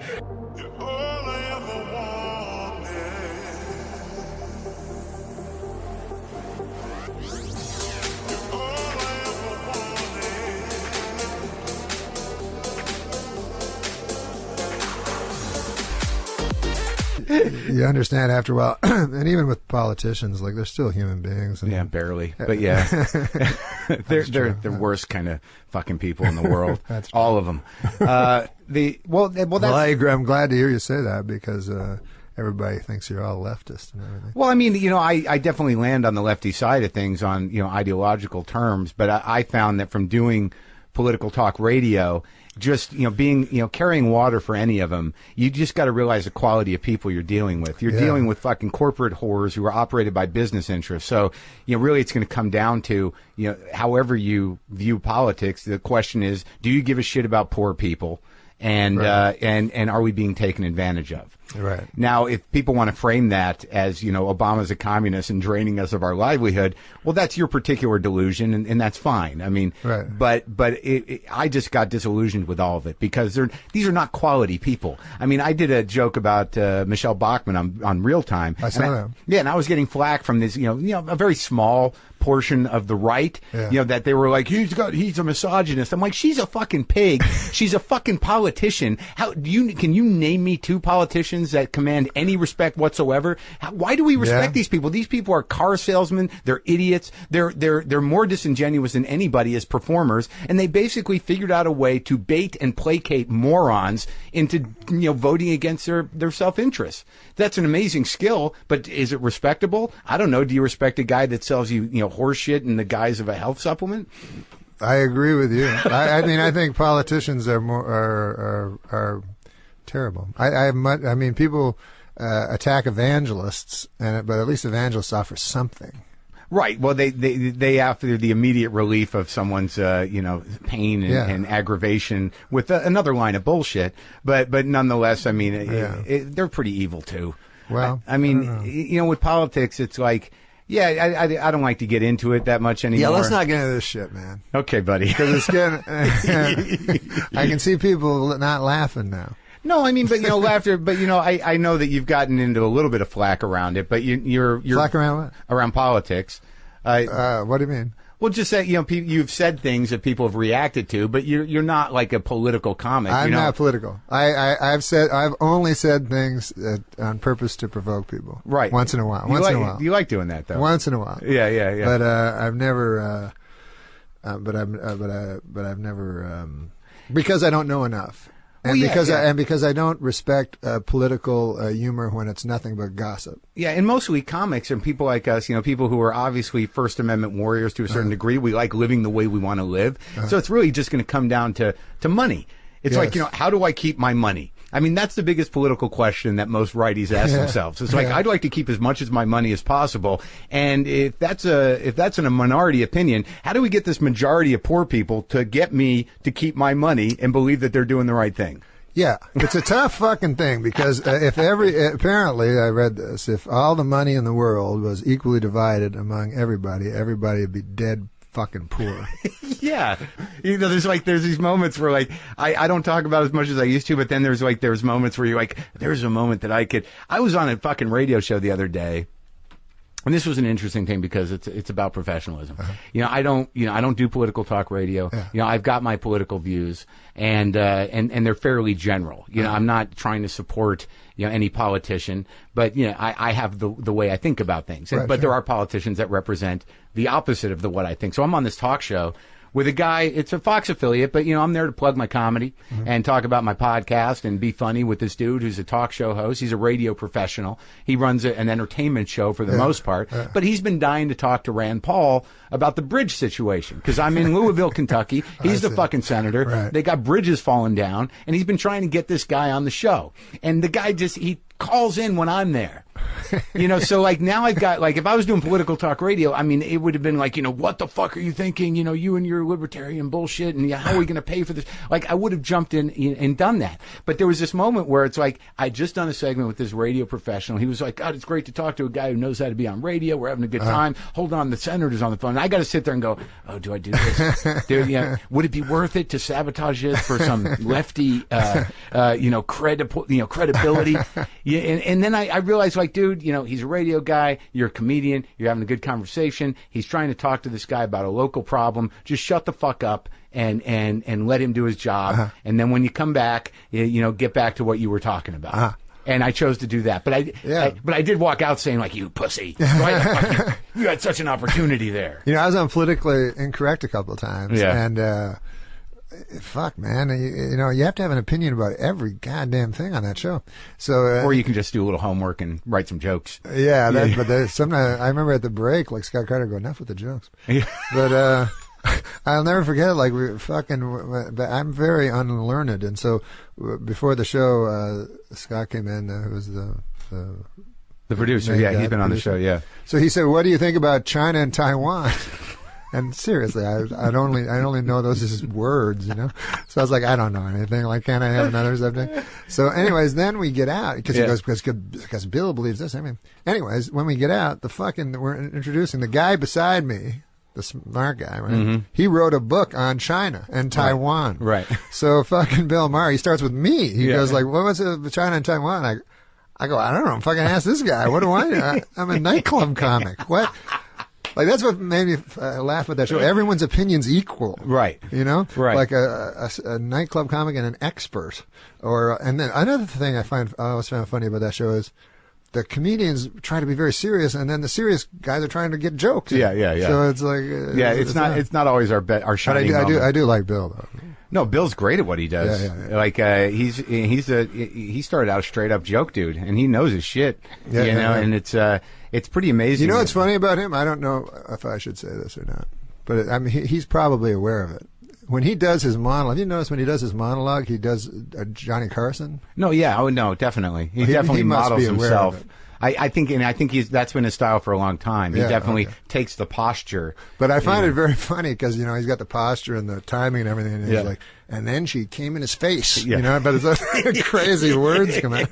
And Carson would have loved to have done that. Yeah, he probably would have. He did this bit for us that he insisted on doing. Sully Sullenberger? Yes. He did a bit where he came out and he's like, yeah, Conan, I've made a movie. And I'm like, oh, really? You've made a movie? And yeah, I funded it myself. And it was about Sully Sullenberger, who landed. Sully Sullenberger biography. Yeah, biography about the pilot who landed the plane. And I think maintained that he did this. He had this idea before Tom Hanks. So he's a little indignant. Well, it was actually, we showed it before Hanks ever made the movie. Oh, is that true? Okay, Yes. all right. It was Yes, 2009. It was right after Sully Sullenberger heroically landed on the Hudson. And so he shot this thing, and he got to our show early, and of course it looks like shit because we just had It's fast, with the barest cockpit set. Are you familiar with Sully Sullenberg? The captain You know him? who landed the plane on the Hudson? Everybody knows Captain Sully Sullenberger.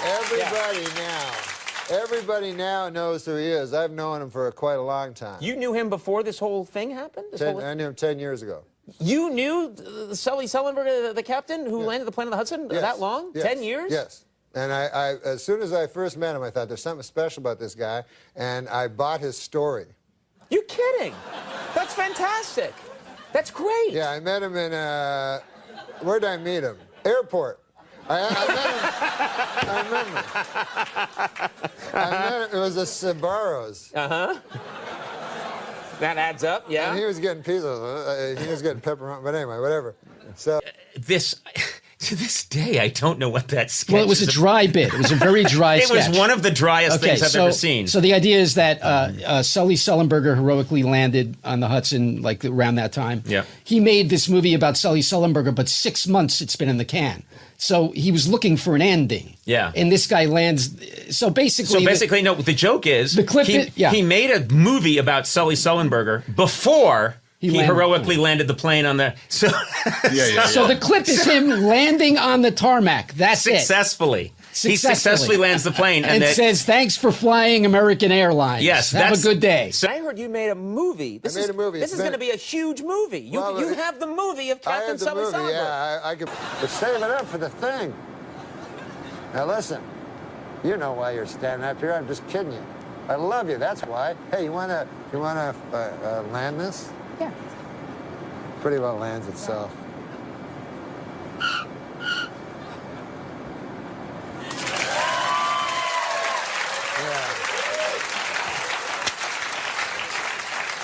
But mostly, I know there's not enough time, but mostly we talked about it was a love story. What? A love story with who? Him and his wife, Lori Sungelberger. What was her name? I wrote this bit 25 minutes ago.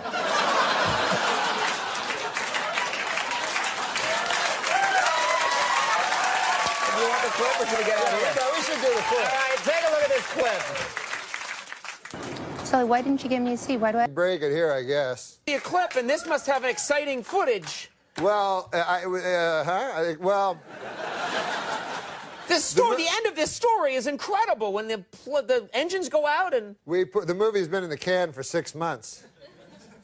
You made a movie about Captain Sully Sullenberger, and you finished it before he even crashed the plane on the Hudson, landed Yeah, and it's too bad, man, because I was struggling for an ending for a long time. It's called Sully Sullenberger. You clearly spent 10 years you've known this man? You didn't you forgot the at the end of his name? I call him by a nickname, whatever. It's called Sully Sullenberger, Airport Pilot. But anyways, I brought a clip. Oh, let's take a look at the clip. Oh, can I say something? Yeah. I play Sully. You play Sully in the movie? We have to see this now. Unbelievably, this was shot before the incident that made him famous, but let's take a look.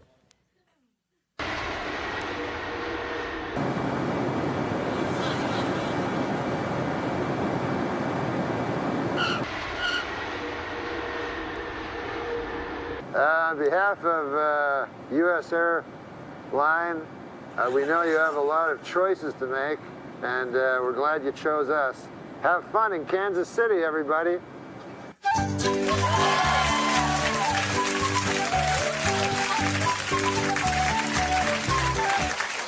It's not a good ending. It's a terrible ending. It's the worst possible ending.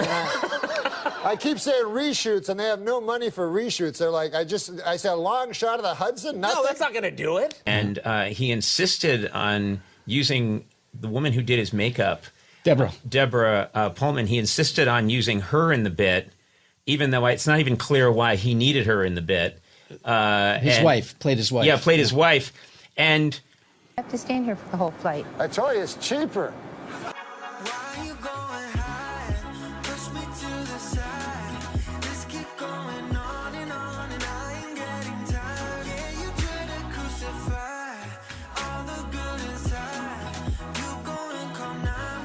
So the joke is that, amazingly, a director decides to make a movie about a random pilot, Sully Sullenberger, and makes it about a successful landing before the most dramatic landing in the history of aviation. And he showed this thing. I think he had a fake mustache on. Yes.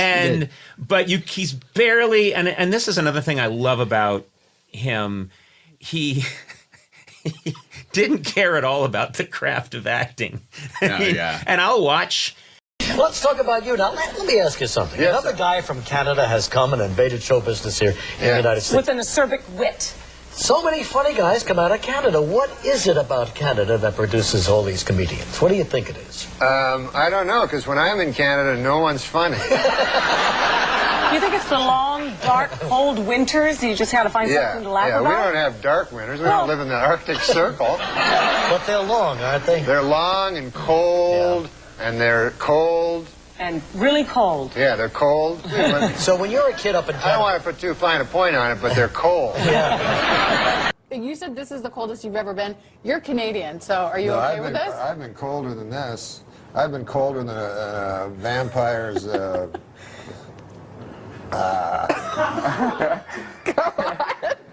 on. That's like We're an 8 waiting. a.m. joke. Yeah, we can do it at 7:19. The stage is yours. Are you drunk? Because all you did was ride a cooler and you're sweating. I am. Well, it's hot it's hotter than a $2 Well, he's pistol got like in here. 12 layers on. Yeah, I I think. thought it was going to be really cold. Well, you're from Canada. This should be springtime for you. No, I know I'm from Canada, but I'm still a human being. Like it's not like we evolved differently. I'm from the frozen north. Yeah. Yeah, it gets colder than a. It gets colder than a. Here it comes. Get your finger on the panic button. No, it gets colder than a vampire's demeanor. Okay, that's better. Wow.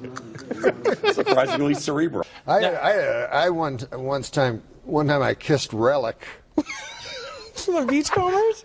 Yeah. Were you on a ferry or? No, that Indian guy from the show gave me some bad heroin. That's not true. No. You made that I didn't make that part up, but I did have a long kiss with Relic. For a show or just party? Yeah, no, I was supposed to be on the Beachcombers. Right, that would have been awesome with Jackson Davies too. Yeah. And turns out I was never going to be on the Beachcombers, and I was just going to be in Relic's hotel room. What, were you in Vancouver? Yeah, I was in Vancouver, and I'm like, this is going to be the greatest. I'm going to be, I was supposed to be like the new breed of the beachcomber and everything. That's what Relic said. So this is a next generation beachcomber thing? Exactly. Okay. Beachcomber, the next generation. Relic was supposed to be the executive producer, and he'd make occasional appearances. This is what he told me in his hotel room. Come on. This didn't happen. No, it didn't happen. Okay. I got to read this book. Sean. Hey, I should put that in the book. You should. I know there's a couple generations maybe between you two as comedians. Looking at a couple. Watching Norm over the years and some of the characters, what's it like being alongside One of the best. Oh, it's great. I mean, I love Dirty Work, and I love Saturday Night Live. And then I worked with Norm. He was my boss, my first boss in Los Angeles. Yeah, Sean's awesome, man. Future of comedy. If you show this clip like 10, 20 years from now, you're going to go, who's that old guy talking about, who the hell is Relic? Oh, I love that I'll story. be like Relic, and he'll be like me, like 20 years, when you look at this in the vault. In Canada, it's different. Like here in the States, you vote for the president, maybe you vote for the wrong guy, a war happens. Right. In Canada, it's not like that. You go, like, what's the big thing? Should they make that bridge? Right. That's the biggest. Yeah, so it doesn't really matter. So it's, you know, It's too much we're pressure. very inconsequential, Canada. Yeah. Last time I performed here at the Just for Laughs Gala was 25 years ago, and I did so well, they invited me back. So that was nice.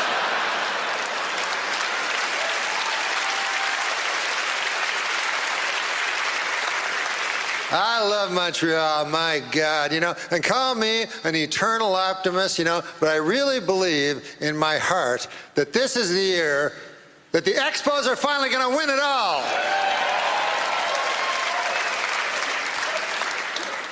Montreal, famous for a lot of things, you know, one of them being the greatest strip clubs in all of the world. Yeah. Last night, are you aware of Club Super Sex? Yeah, so last night I went to Club Super Sex. I chose the soup. Big mistake.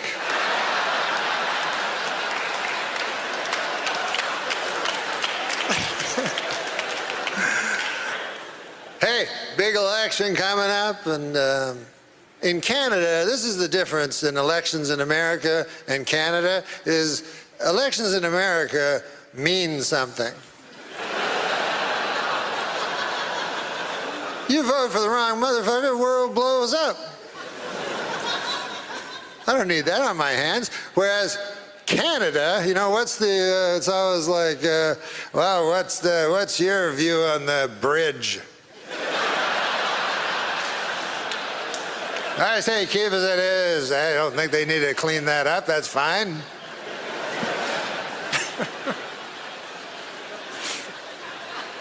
It was easy when I was young to vote because it was simply, you know, you just didn't vote for the French guy. It couldn't have been an easier choice. As a matter of fact, I almost feel like coming back this fall just as an homage to my late father and not vote for Trudeau. My dad did not like Trudeau. Trudeau was my hero, though. I loved him, you know. And since I've come back, I've been watching the news and everything. I've been seeing Justin, you know.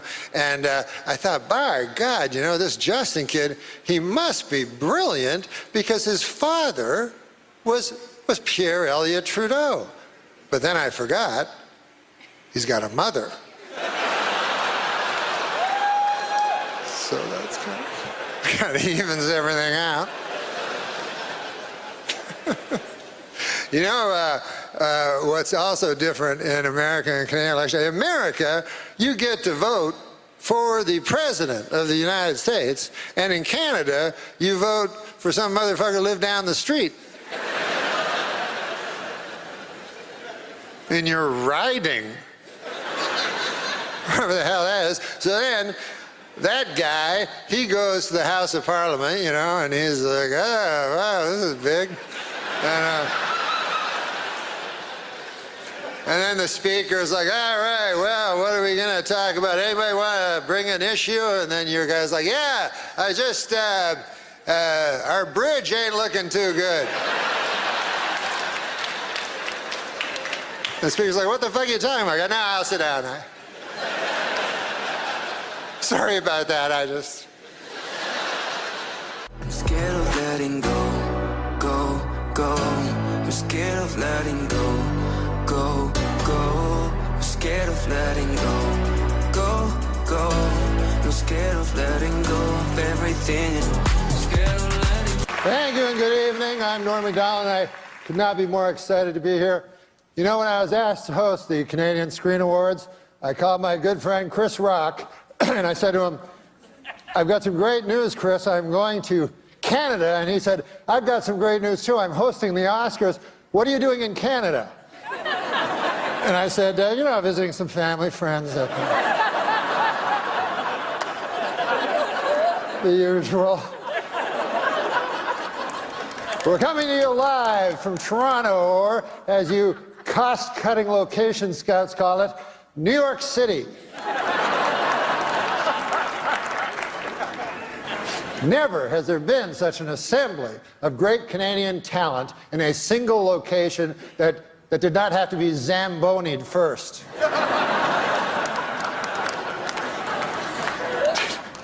Tonight, the CSAs are being seen in over 50 countries. Isn't that exciting? Oh, wait, I'm sorry. No, wait. I misread that. 50 counties. And a couple of regional municipalities. We are here to celebrate nominees for their wonderful work in Canadian cinema and television, which is a lot like celebrating the Northern Lights. You probably haven't seen them, but you've heard they're amazing.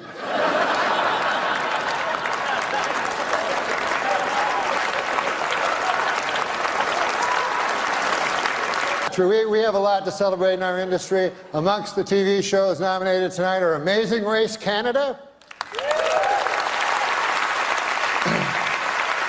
Big Brother Canada, Master Chef Canada. Where do they come up with these ideas? But it's been a wonderful year for Canada. It's been a especially great year for one little guy, one adorable little Canadian youngster who's already accomplished so much. Of course, you know who I'm talking about, Justin Trudeau. Hasn't he had a wonderful year? It's been a busy weekend getting here. We lost an hour. As you know, daylight savings time went into effect last night. I give it 6 months.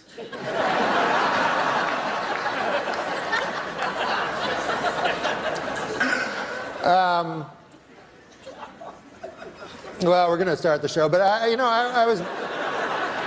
It hasn't started yet, you didn't know. I saw a wild look of alarm cross your eyes.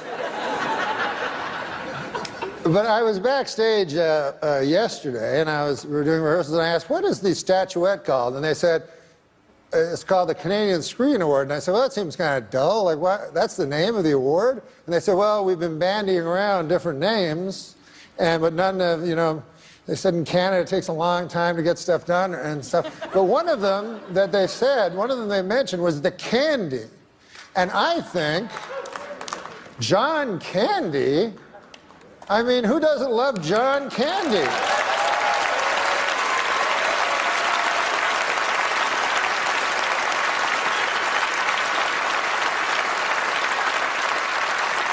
So, of course, the statuette should be called the Candies. So what I'm asking you to do is, if you are a presenter, ignore the teleprompter and say, the candy goes to.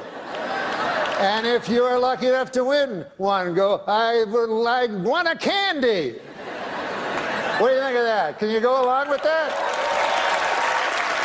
Excellent. That would make us a better nation.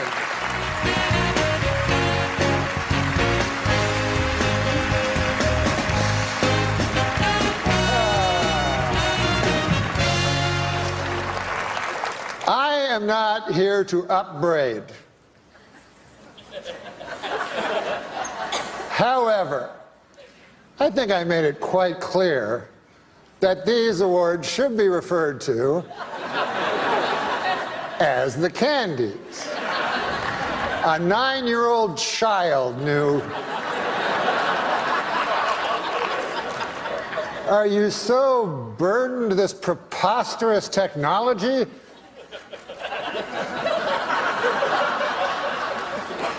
So I would like not to see that again.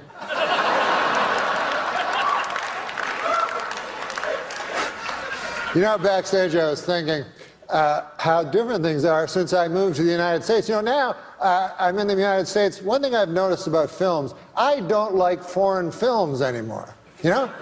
They're all like artsy, kind of not my cup of tea. But when I grew up in Ottawa, by God, I loved foreign films. You know, Star Wars, Smokey and the Bandit. Do you remember that one?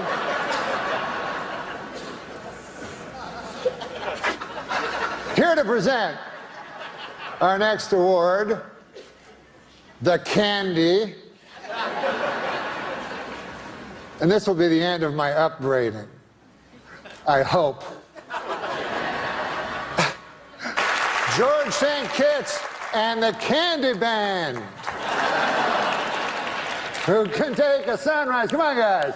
Sprinkle it, but they can't. Well, whatever. Well, our next presenters are political people. And it made me think, because I was just told Cape Breton Island, I don't know if you know this, but they are offering sanctuary to anyone that lives in America after Trump is elected president by a landslide.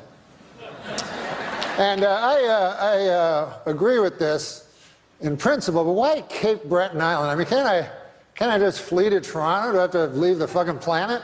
I mean,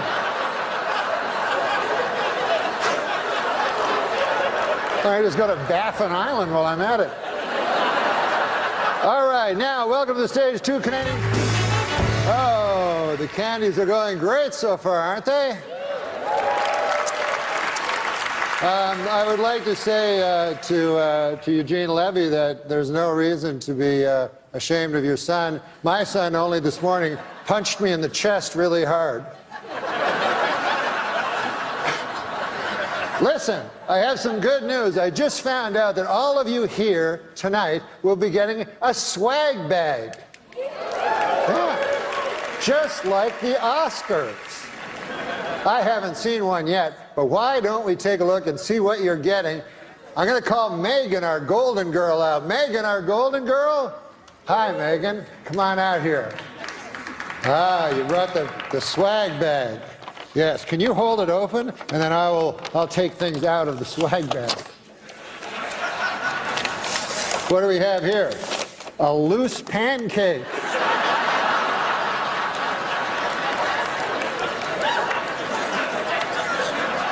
What else we got here, Megan? We got, this looks cool. It's a CD, you know what they are, of Nelly Furtado singing all the national anthems.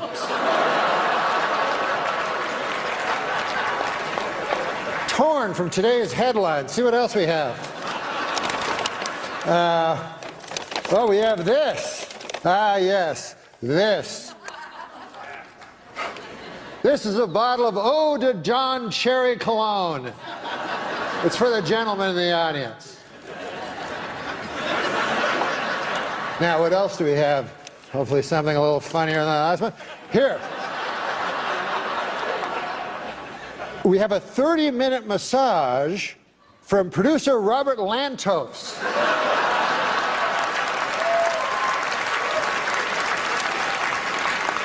Don't try to go for 50. You only can hit 30. And then what else do we have here? Oh, a curling stone. You know what these are made of? I always took them for granite.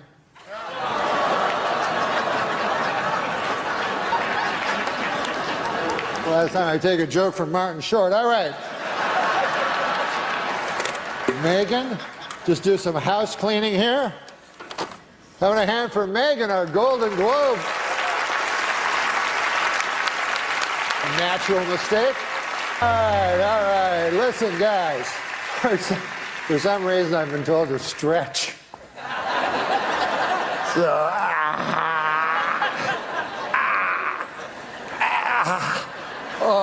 I've never tried that before. The show's over, folks. Good night. But for the first candies, respect, peace. You used to get stage fright, is that true? Yeah. Bad state. How'd you get panic over it? attacks. Xanax. No, I actually I had incredible panic attacks. Now panic attacks are different than anxiety attacks. Anxiety attacks, you just get very nervous. Panic attacks, impending doom. You actually think you're going to die. So I went one time. I had a panic attack immediately before Update, where I was doing live TV. So you can see it, if you look it up. And I'm just talking real fast, as fast as I can, because I want to get off, and just rushing through the jokes, and nobody laughs because I don't even let them. And then afterwards, Lauren was like, "What was that?" I was like, I was trying something different. And went to a psychiatrist, and ever since then I've been gulping fistfuls of Xanax before a show. That helps? Oh my God, it's helping right now. You took a Xanax today? Huh? You took a Xanax? He goes to a psychiatrist. Have you ever gone to a psychiatrist? Yes. What do they tell you? Well, I've never gone for that particular issue. Affliction? But every time I've gone, I've been in great duress, just hot anxiety. You know what that is? Just like... Well, I had panic. Yeah. Have you ever had panic? Yes, I've had attacks? Well, anxiety attacks. I've had anxiety attacks. Is it different than panic? Well, panic attacks, you feel an impending death. No, not impending death. I've been led to believe that anxiety is connected to OCD somehow. And so you have some SSRI or whatever they're called? Yeah, and they work just fine. But the psychiatrist, I would always go, I would cut in line to get to the psychiatrist because I would believe that my problems are far worse than anybody else's, with the exception of perhaps Adam. They don't like jokes. I went one time, and I was in the Fifth Avenue in just some apartment, somebody's apartment building, and they made me go for gambling.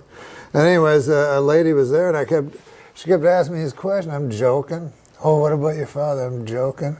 She's like, enough with the jokes. So then I can't joke anymore. So now I'm just crying, and I can't. And then she's like, time's up. I'm like, no. Like, I'll pay anything. Let me say it. She's like, get out. And then you're in the cold New York with hot dog vendors, tears going down your eyes. They don't care about you. No, and then you head over to the Queensboro Bridge. Yeah, you get a little release.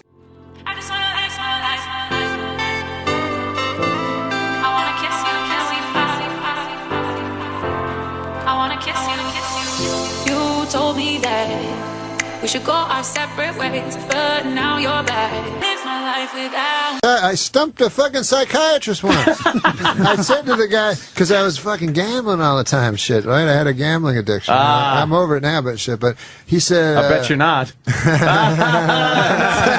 That's a good one. He almost lost everything. You ever met Chip? Yes, Chip Chipperson is very funny. But he said, the psychiatrist, he said, you're using gambling, you're fixating on gambling in order to escape your real thoughts, And I said to him, isn't that why you do everything in life? And literally, I stumped him. He had no answer. He was like, huh? And then he recovered and tried to make it. But isn't that why you do everything? Yes. So you're not sitting at home just thinking about what was what's your, really going to happen to us? where it all ends? Yeah. My first time I ever went to a psychiatrist, when I was a boy, I went to a psychiatrist in Vancouver, British Columbia, and I went 4 times. And I didn't go the 5th time because he committed suicide. Wow. So I read in the newspaper, all kinds of problems this guy had. He was in debt and embezzling and all this. And all I kept thinking was I wasted like 4 hours of his last life complaining about how I couldn't find a house. Yeah, I wouldn't blame yourself for this. No, I don't. No, as long as we can have a good laugh about it now. That's all that counts, really, if you look at it. Now, were you going to tell the Willie Nelson joke? How did we get to that? Well, you said, we were talking about jokes, and you said, and Daniel Kellison, our producer, said a joke about what it doesn't matter. Yes. The Willie Nelson joke. Yes. which many people know. I told it to a very smart guy, because I was just discussing with you why smart guys, super smart guys, generally don't have a great sense of humor, and it's hard to understand why they don't. But this might be why. I told the Willie Nelson joke to a very, very smart guy, one of the smartest guys in the world. And he just looked at me. And so this is what happened. So I'll tell the joke. So the joke, as you know, a guy said, okay, well, I'll tell you what, I'll be the smart guy. Okay. You tell me the joke. You tell the joke. No, I'll be the smart guy because I'll explain why I didn't. Oh, I didn't get the joke. Yeah. What words do you not want to hear after you just finished blowing Willie Nelson? Oh, I don't know what. I'm not Willie Nelson.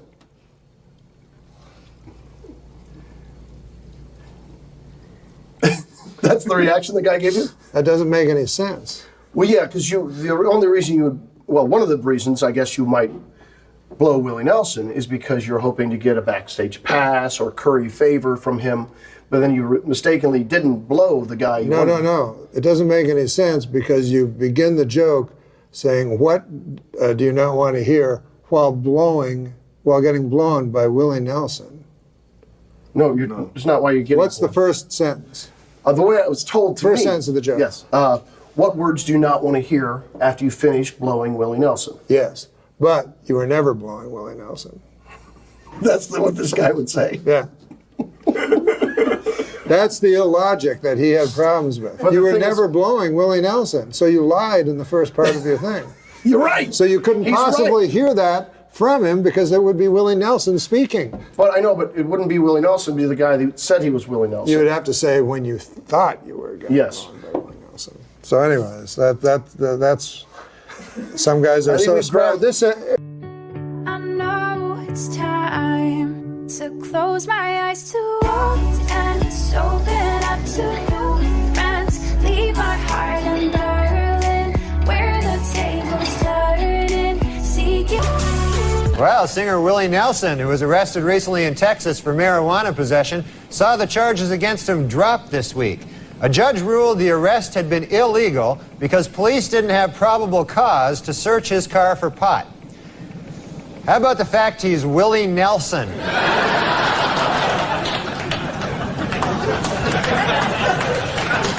I'm excited. Hey, it's...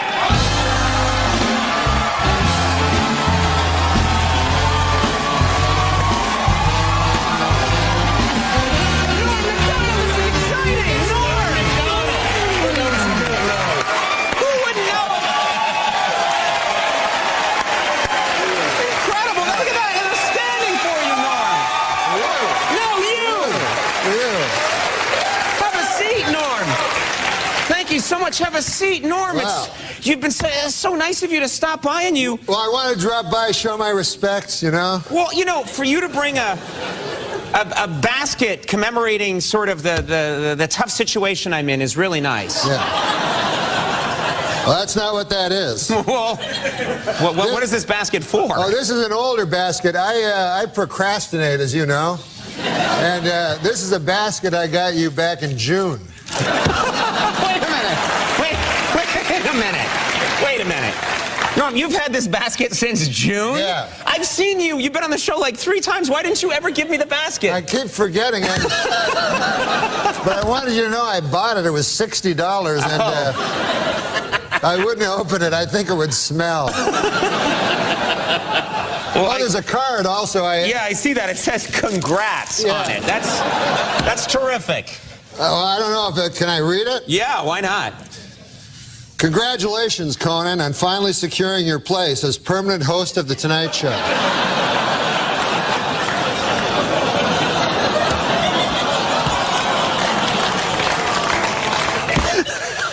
That's something they can never take away from you.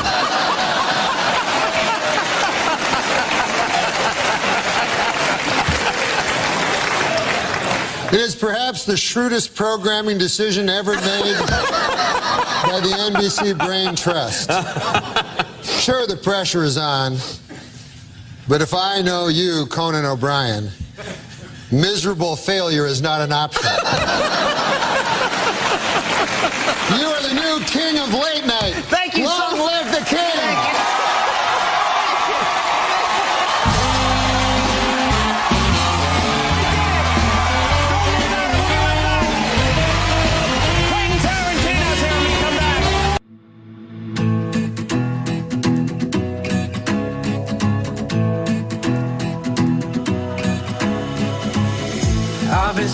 searching for what's missing, but the answer. It's stunning how Jay Leno outfoxed you again. Yeah, he's good. I know. You think, like, everybody's like, oh, I'm Jay Leno. They do the voice and everything. Meanwhile, he's the shrewdest guy. He outfoxed. You're in good company. He outfoxed Johnny Carson, David Letterman. Every 10 years, some redheaded rube shows up. So that's the phone call you got. Yeah. Your agent's like, there's good news and bad news. You are doing the Tonight Show. It's true. But remember that discussion where you said, I'll never have to follow Leno again?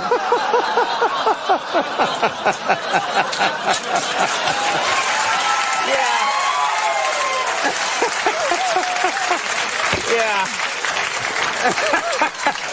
No, but Andy's a fantastic guy. I'm curious about something. And when I say, I used to make jokes at 12:30 about him being gay, that's absolutely ridiculous. But when we were starting out, I will tell you one story about Andy. This is what happened. I'm scared. I was working at Art's the deli coffee shop. Deli and coffee shop, bussing tables. So Andy comes up to me and he goes, "Hey man, I got a way to make some money." I said, "What is your way?" He goes, "I'm going to become a male prostitute." Now I said, "Andy, you're not gay. It doesn't make any sense." He goes, "But a guy has to make a dollar." So I said, "All right, do what you want." So he comes to me the next day and he says, "Hey, I'm buying breakfast." I says, "Why is that?" He says, "I made $450.05 last night." Wow. I said, "What on earth?" He goes, "Yeah, did some tricks there, they call it." So I said to him, I eat steak and eggs. I eat, expensive. He says, "That's all right. I made $450.05. And I said, "Well, who on earth gave you 5 cents?" He said, "Every one of them."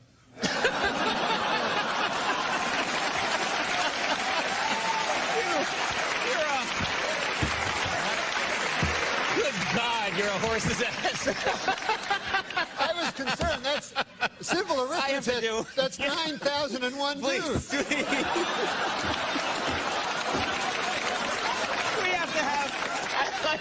We'll take a break.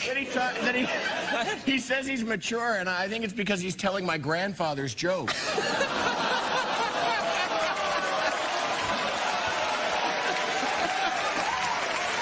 Stop it, both of you. Whoa. We're going to take a break right now. For some reason that escapes me, there'll be more with Norm MacDonald in just a moment.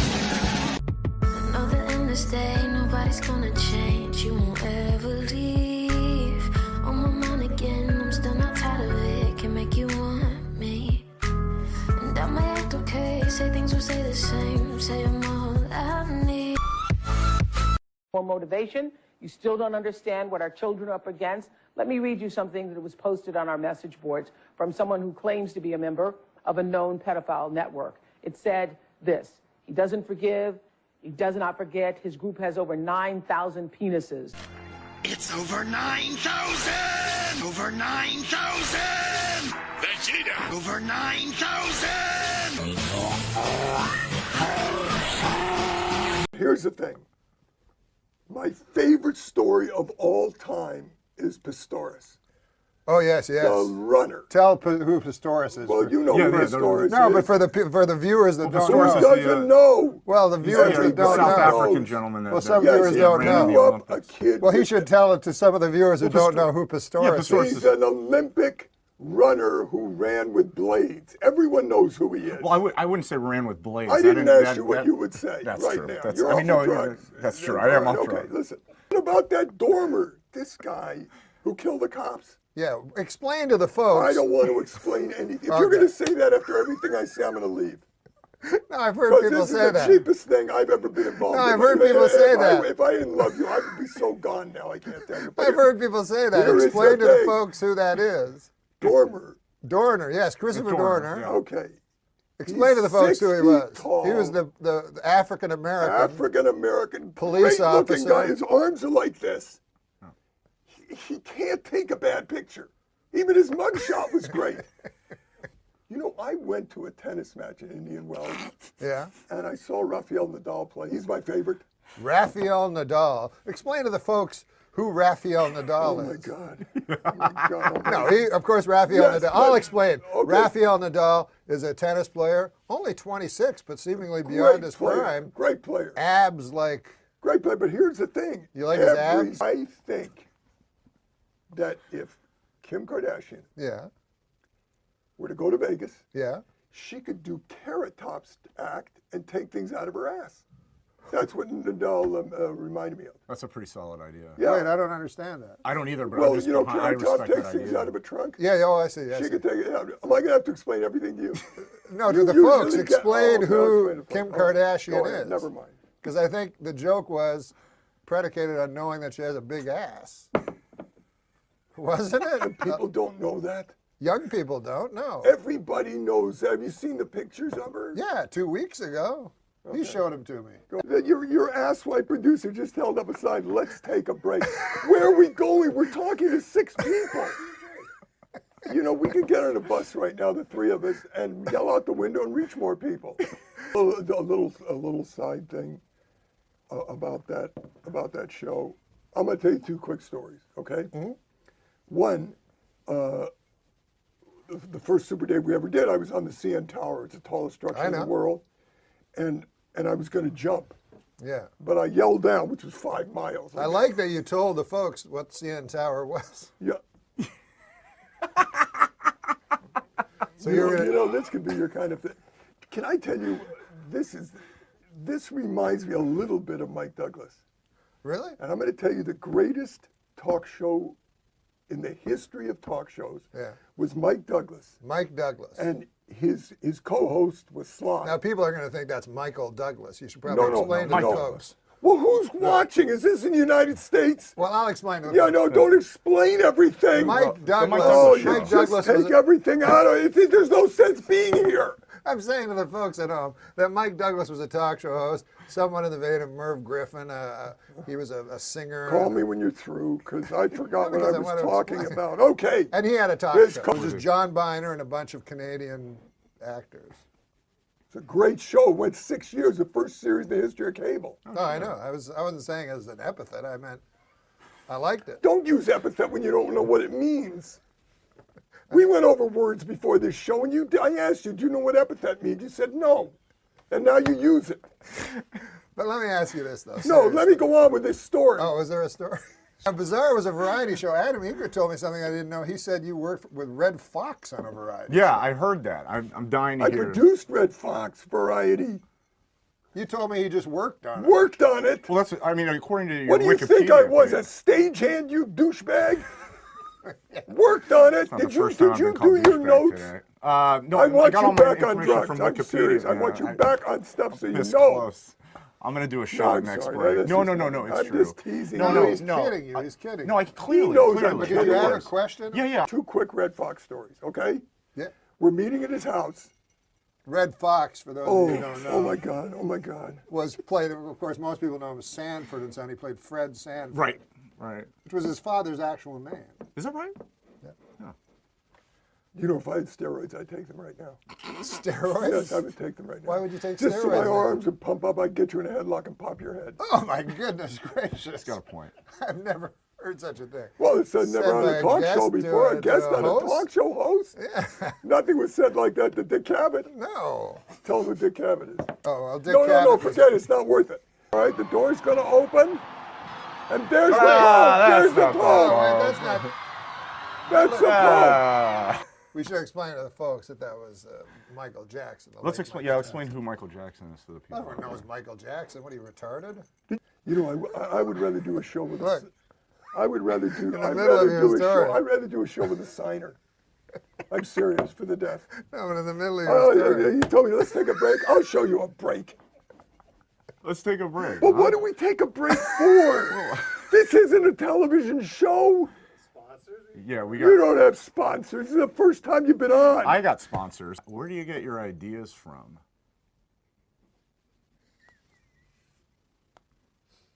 Well, I mean.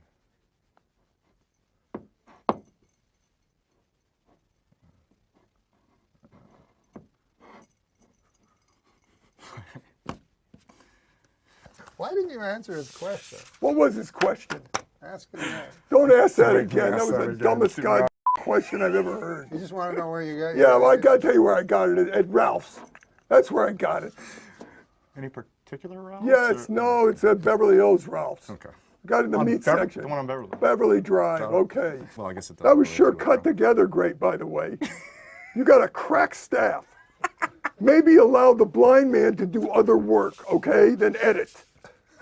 He should be outside begging for money so we have more money instead of this. Did you see this? Cardboard piece of shit. Explain to the folks Explain to them what's going on. that Super Dave is addressing Daniel Kellison, the producer. Ah, yes, Daniel Kelson, our trusty producer, who I think's done a great job personally. Oh, suck his ass, because you're not coming back unless you do. Okay? Researchers at Harvard found that 1 in every 10 U.S. deaths is a result of too much salt consumption. Now, I smoke like a chimney. I'm You a do, terrible. really? I do. I'm a terrible driver. I've dated some women that probably own guns. A lot of things would have to go very, very right for me to die of salt. The only thing I can pray for is that I die of salt and not, begging for mercy. So I think that's nonsense, that people should be afraid of too much salt. Now, I know you eat a lot of salt, though, Norm. We were discussing this earlier. And, You know what it's like? It's like I'm in a drag race car, and I just left the line, and I'm told that there's something wrong with the motor, and I've got to put an emergency brake on at 90 miles an hour, okay? And I'm sliding all over the goddamn track, out of control. You know, We're talking about all this of a news. sudden, we're doing Meet the Press. All the humor's gone. Everything is gone. in all Who fairness- gives a shit if you're? Did you show a clip about dying of salt? But he had all those jokes for it. They're not No, jokes. They're not there's jokes. not jokes. I Those was- aren't jokes. That he has trouble with other things, and if he had salt, it was, you didn't get that part? I got some of it. Entertainment news. This is something you guys both wanted Get to it. discuss. Let's roll the clip. Oh, not another one. Oh yeah, There's you know no what? There is no clip. clip. We have. He said, "Let's roll the picture." clip," and it's a picture. This show is just so. I tell you, even the prisoners are going back to the. Well, I'll explain their what's going on. cell. Take a break. But this guy is doing a talk show for 22 people. He should have his own show on a network. And if anybody is listening, put him on a network. Oh, that's nice. Yeah, that was really nice. Because what about Adam Egan? Yes, I like him. Oh shit. I swear to God, I think after the show, a bus is going to come and take Adam with a lot of dangerous people back to the home. And he's going to be sedated, and they're going to take his balls off. This is the section where we do jokes. Do you want to read one? Just read into that camera for the folks. Well, don't No, read it out loud. You have to yeah. read it out No, loud. No, he didn't. Oh, here, you read one. All right. No. You don't like that No, one I either? mean, I like it. I just. Do you understand that we're on the air? Yeah. Oh, right. We all know that the Swiss are officially neutral. Who wrote this? Unofficial. Who wrote this? Who wrote this? Well, that screwed up my time. Who wrote this? We don't have a name wrote it? on Do you have writers? It's anonymous. Well, It's I like think- an old, I didn't I don't write wanna it. say I didn't write that one. This one says, remember the old days when tweeting meant stabbing a hooker? Bob liked that one. Super Dave, why is there an app for everything except how to rape a baby? Jesus.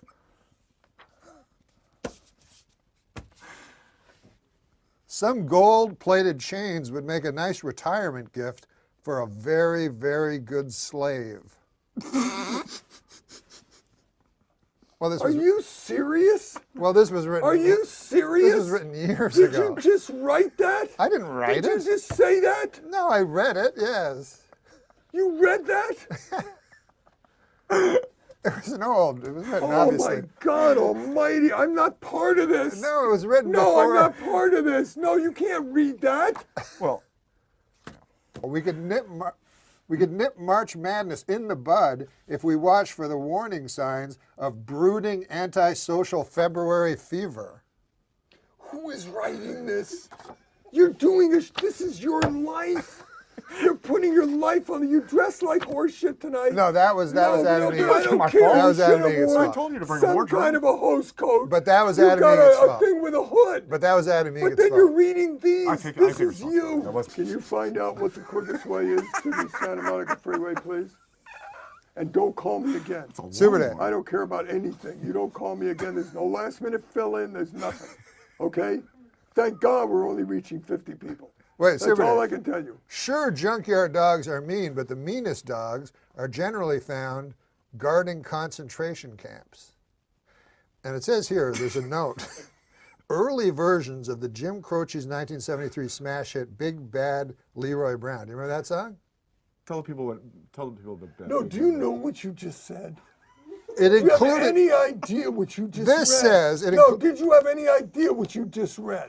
that It was an junkyard dogs. anti-Semitic joke about the concentration camp. No. Oh, Not what do you mean? anti-Semitic no, at no, all. No, it's Semitic? No. Well, I know what the problem They is. use 'cause Did you write it? I didn't write that. Who wrote it? They Are you- use the meanest wrote it? dogs. I don't know who wrote it, but I think the problem is that some people might not know what the concentration camps are. So you might need to- Concentration camps were found in Poland. Oh, my God. And Oh, what? fucking What? almighty. Oh, my Christ Concentration almighty. camps. Please were- get my nurse. I swear to God, get her in here right now and I'm reel trying me to away. explain to the Did you folks have who to- know. are Did you have too much you salt? know what? This is your first show, and these are the. Well, I don't want to bring up the systemic, extermination attempt against the Jewry of Europe, but this says on this piece of paper that Bad Leroy Brown initially included the line "meaner than a concentration camp dog," but Croce decided it was unpleasant to the ear. And it was also offensive to Jews, gypsies, and homosexuals. Little did it matter, Croce would be dead within You know the what year. I'm going to do tomorrow? I'm going to watch the fucking View. The View? That's what I'm going to do. How dare you? How dare That's you? where I'm going to get my humor from. You told me you didn't like The Okay, View. But I'm watching it tomorrow. You told me you didn't like it. I never told you that. Oh, you I like it? told you they're my favorite of all time. Oh. And Barbara Walters is never leaving. She's 83 and she had chicken pox. Can you believe that? Yeah. Wouldn't you love to see her chicken pox? No. No? At 83 at night in the negligee coming out of the bathroom? Wouldn't you get shingles then? No. If you get chicken pox, you can get shingles. Yeah. But she hasn't gotten them yet. Yeah. What a group that is. Oh my Yeah. God. I heard you got cut. It's just too hard to move when you're standing right there. It's just too hard to walk away and leave it like that. Can we give it one more night, just one more night? And then Sounds like he's dying. Hello? Hello? Super Dave. Can you hear us, Super Dave? Hello? Is this Norm? Yeah. What a up connection. Are you on a cell phone? What difference does it make what I'm on? Turn off your radio. Stupid podcast. I might as well be on a can with a string. Super Dave. So amateurish. Super Dave, during the commercial, Kevin and I were recalling the first time you ever met. Don't recall anything. This is What? so out of line. Did I recall something? Listen to me carefully. First of all, I'm talking on an echo. Get out of the cave. I say something and then I hear my voice. It's like I'm on a fucking ship at the zoo.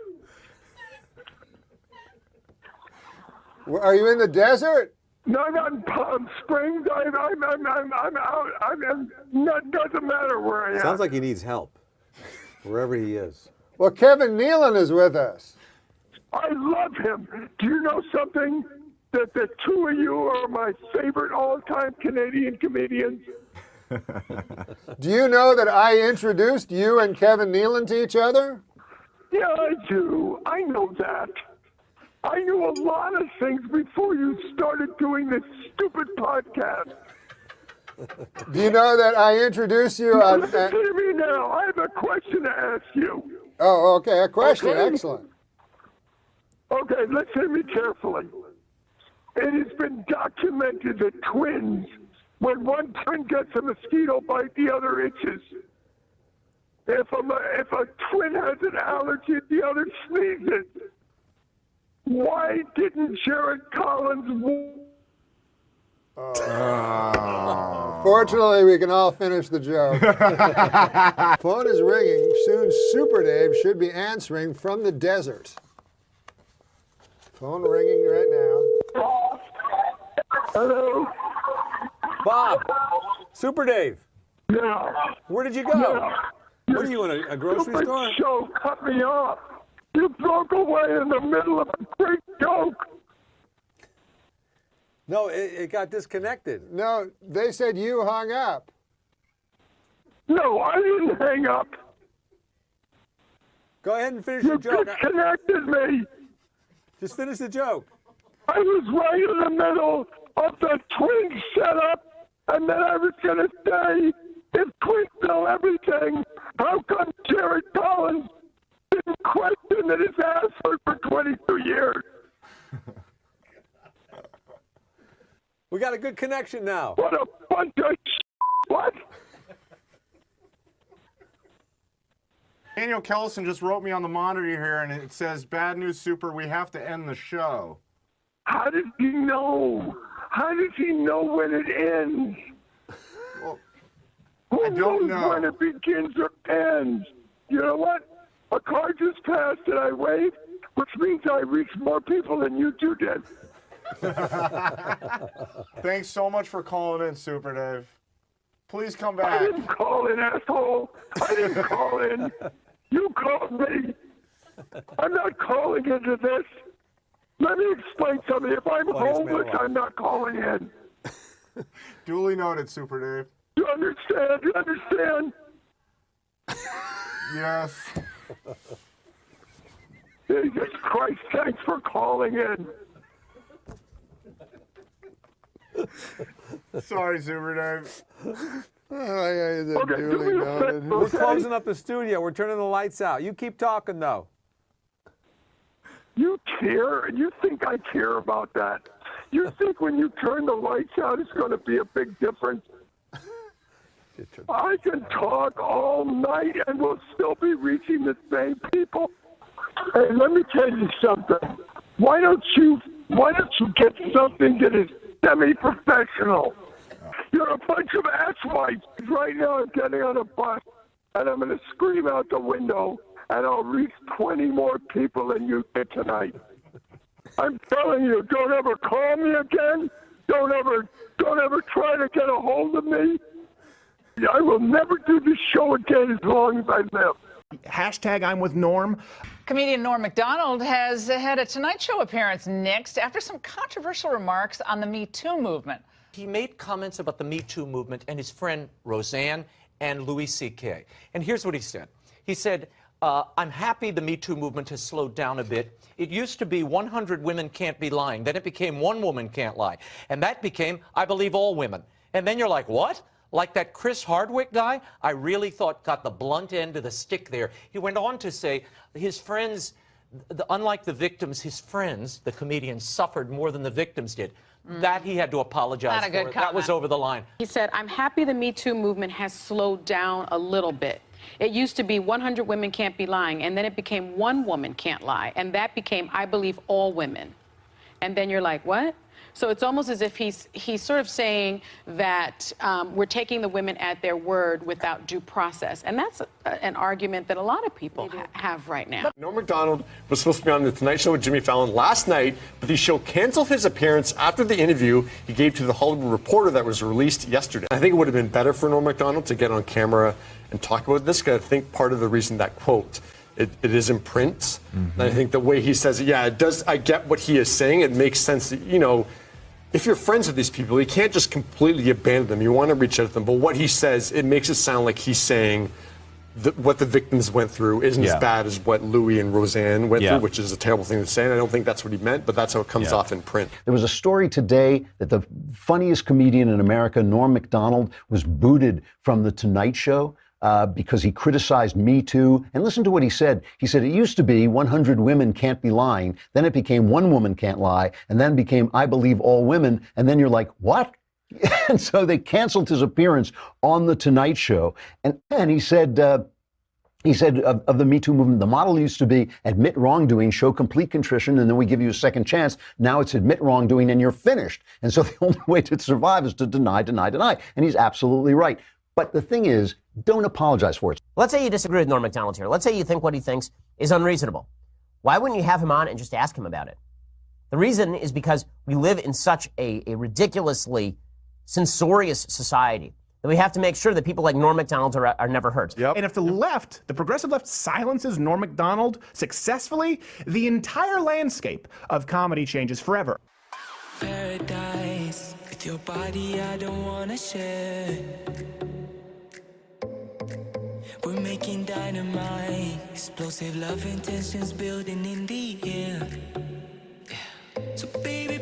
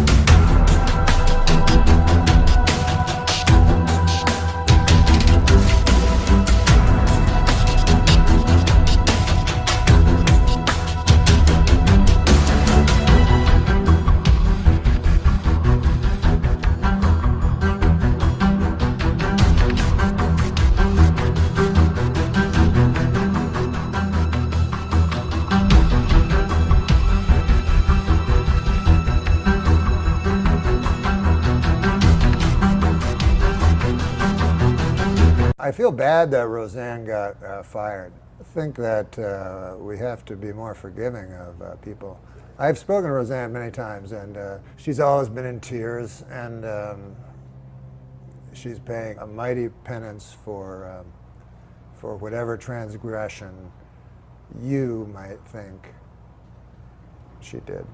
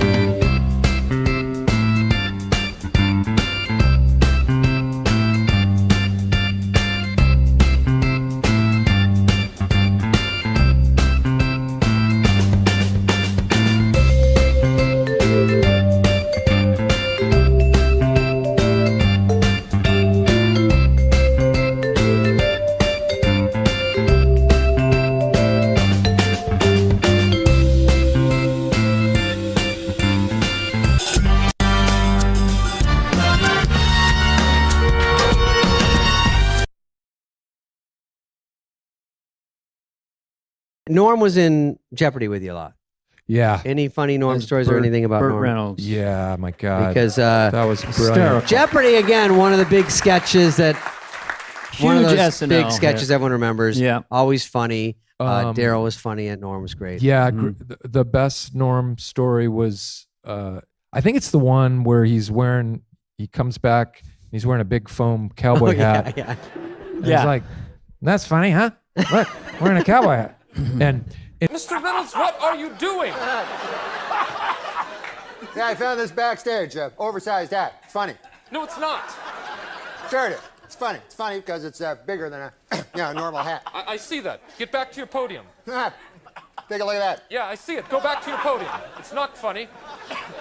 anyway, there's some beat where I have to be super exasperated with him, and I yell at him, and we get out of the sketch, and Norm comes running after, and he's like, "Hey, well, everything okay?" I go, "Yeah, why?" He's like, you seem kind of mad at me out there. I'm like, "No, Norm, we've done it. This is like the 4th time we've done the sketch." "No, but that time it just seemed like you really were mad at me for some reason." I said, "No, we're good." That's very Norm right So there. funny. That's his Yeah. sense of humor. Yeah, you seemed kind of mad there for a moment, right? But he was not. I don't think he was doing a bit. He wasn't doing He might have been serious that you were screaming. Was very sensitive in that way He was very too. shaken. Yeah. And then because you can commit hard, and you probably scared him. That's all the time we have. Good night. Would you get that off me? Another great Norm story has nothing to do with Trebek. Was, and Catan told me about it. They were on a flight together, back LA to New York. Chris had taken off his shoes, and he can't find his shoes. They're about to land, can't find his shoes. He's going to the flight attendant. "Have you seen my shoes? I took them off." It's like, "I don't know." He's like, Catan's like, "Norm, come on. You took my shoes." "No, I didn't. I didn't take your shoes. Why would I take your shoes? It's the stupidest thing I've ever heard. I would never." He's like, "Come on, give me back my shoes. I know you took them. I know." Norm's like, "I don't know what you're talking about." Catan has to walk through JFK with no shoes. With no shoes, just in his socks. An entire season goes by, and then Catan and Norm are jousting back and forth about something. They used to joust a little bit. And then Norm finally goes, "Oh yeah, and one other thing, I did take your shoes."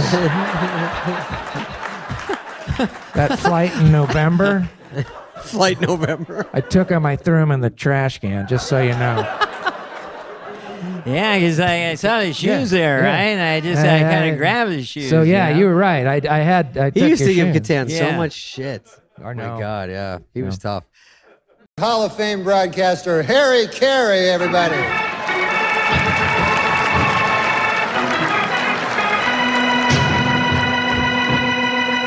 Come on up here, Harry. Hi, everybody.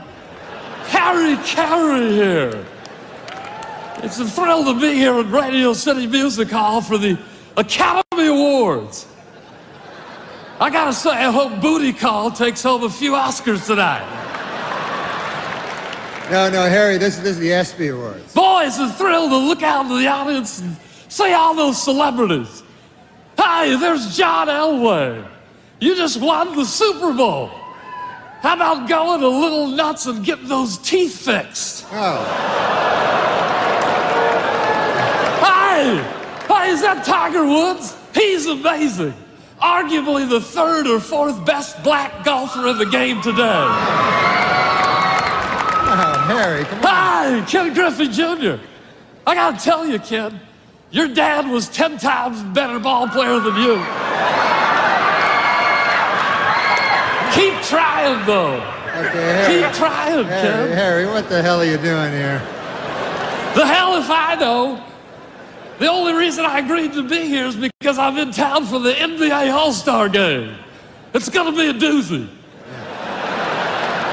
Harry, that game was yesterday. Norm, I know you're a betting man, so I got a tip for you. Put your money on the Western Conference All-Stars. Hey, Norm, I gotta ask you one thing. What'd that be? If you had a choice between waking up in bed naked with Roy Firestone or Keith Olbermann, who would it be? Good Lord, I don't know. Who would it be? I don't know, Harry. Don't jerk me around, Norm. It's a simple question. A baby could answer it. If you had a choice between waking up naked with Roy Firestone or Keith Olbermann, who would it be? Neither. Oh, you made a wise choice, my friend. If you had said Keith Olbermann, there would have been fireworks. I would have come at you hard. So, Harry, listen, are you going to explain the rules? What rules? The ESPYs are all fixed anyway. Okay, enough of that. Harry Carey, everybody. Comes with.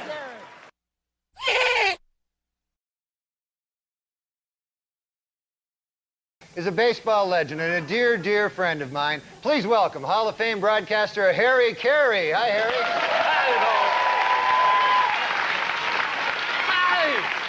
Hi, everybody. Harry Carey here. I gotta tell you, folks, it's gonna be one heck of a series. These are two fantastic ball clubs with outstanding pitching. Well, Harry, what can you tell us about Atlanta? Oh, Atlanta's a beautiful city. Many consider it the jewel of the South. You know, it's in Georgia. Yeah, that's true, Harry, but hey, let's get back to the Braves and Yankees, buddy. Norm, actually, I'd like to give a quick shout-out to Gail and Ron Anderson. They run Anderson Hardware out in Waukegan, Illinois.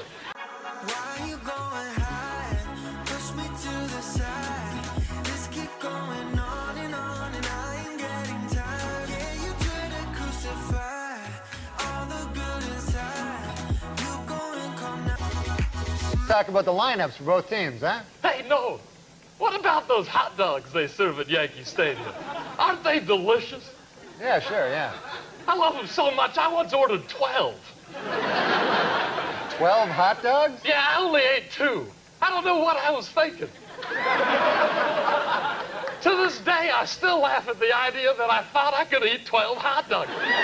You can't do it, Norm. You can't. Fact, huh? Of course, on the other hand, you have the Indians, a group of untrustworthy savages. You look away, next thing you know, they steal your land. One hand, you've got the Marlins. Now, that's an odd mascot, a Marlin. Yeah, I guess it is.